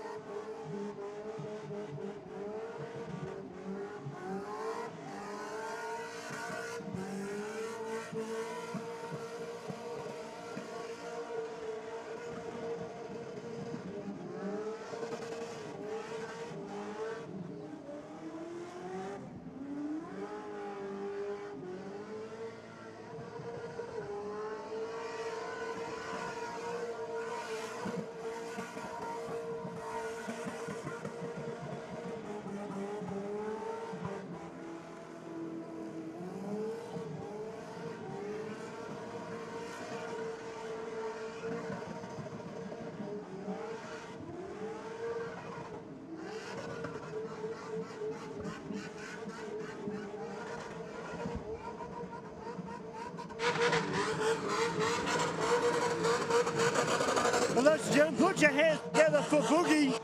Both tyres off in the required amount of time. And sounding On song as well. Hopefully we see more of that car here at Sydney Dragway in the future.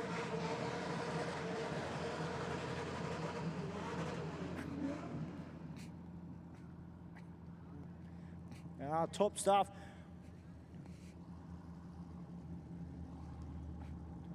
I'm just doing a quick little clean-up.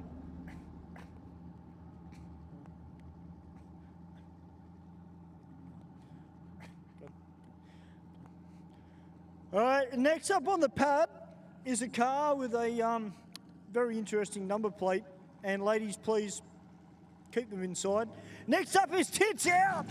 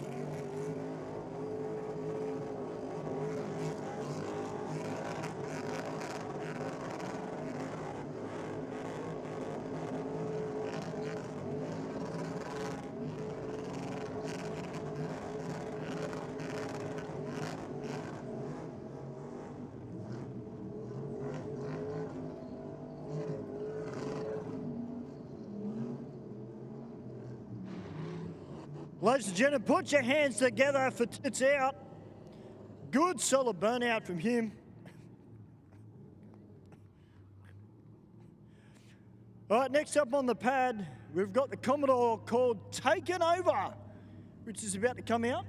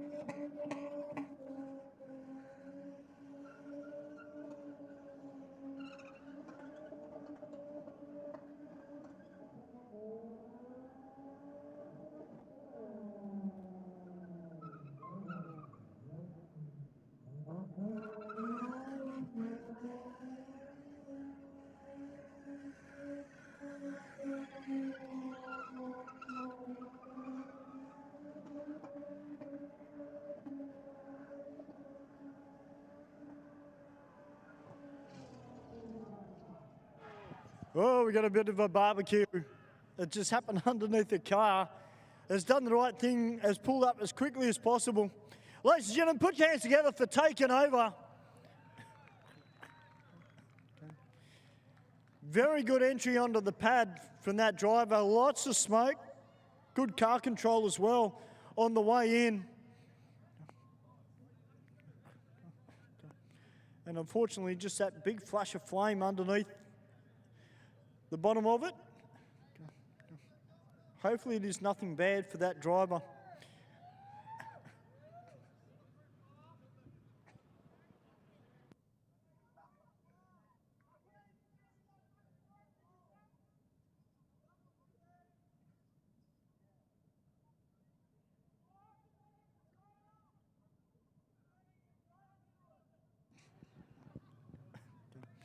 Don't forget, guys, coming up very soon, end of month meet at Sydney Dragway's Aeroflow Race for real.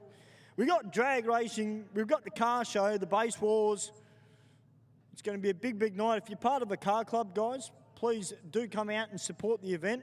Bring your mates out. You never know. You could be walking away with a free ticket to the next race for real here at Sydney Dragway. And as Steve mentioned earlier, there are a lot of categories to enter in the car show.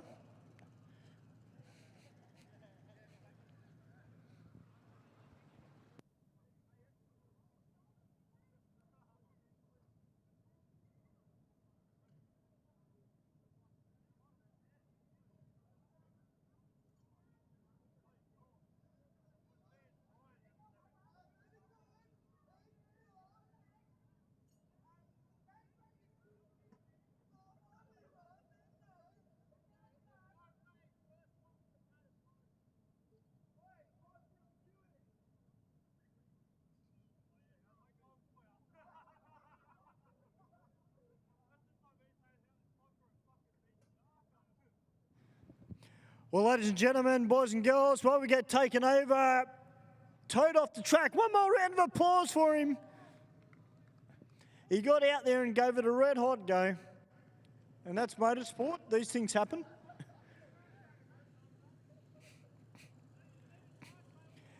The best part is he's got his mates up here ribbing him up.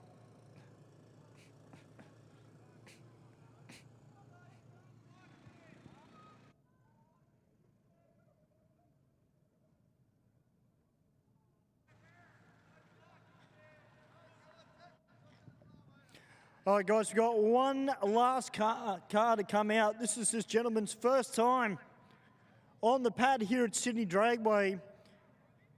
Slow XR8 is about to come out. Another one of our Domino pizza delivery drivers.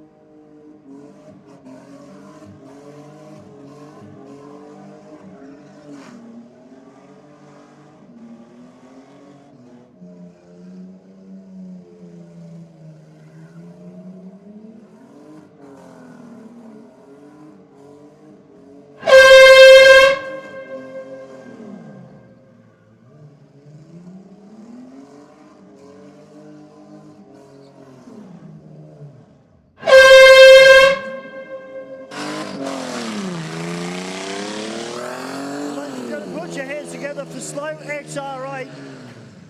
Got out there and gave it a red hot go. First time, I thought he did a great job.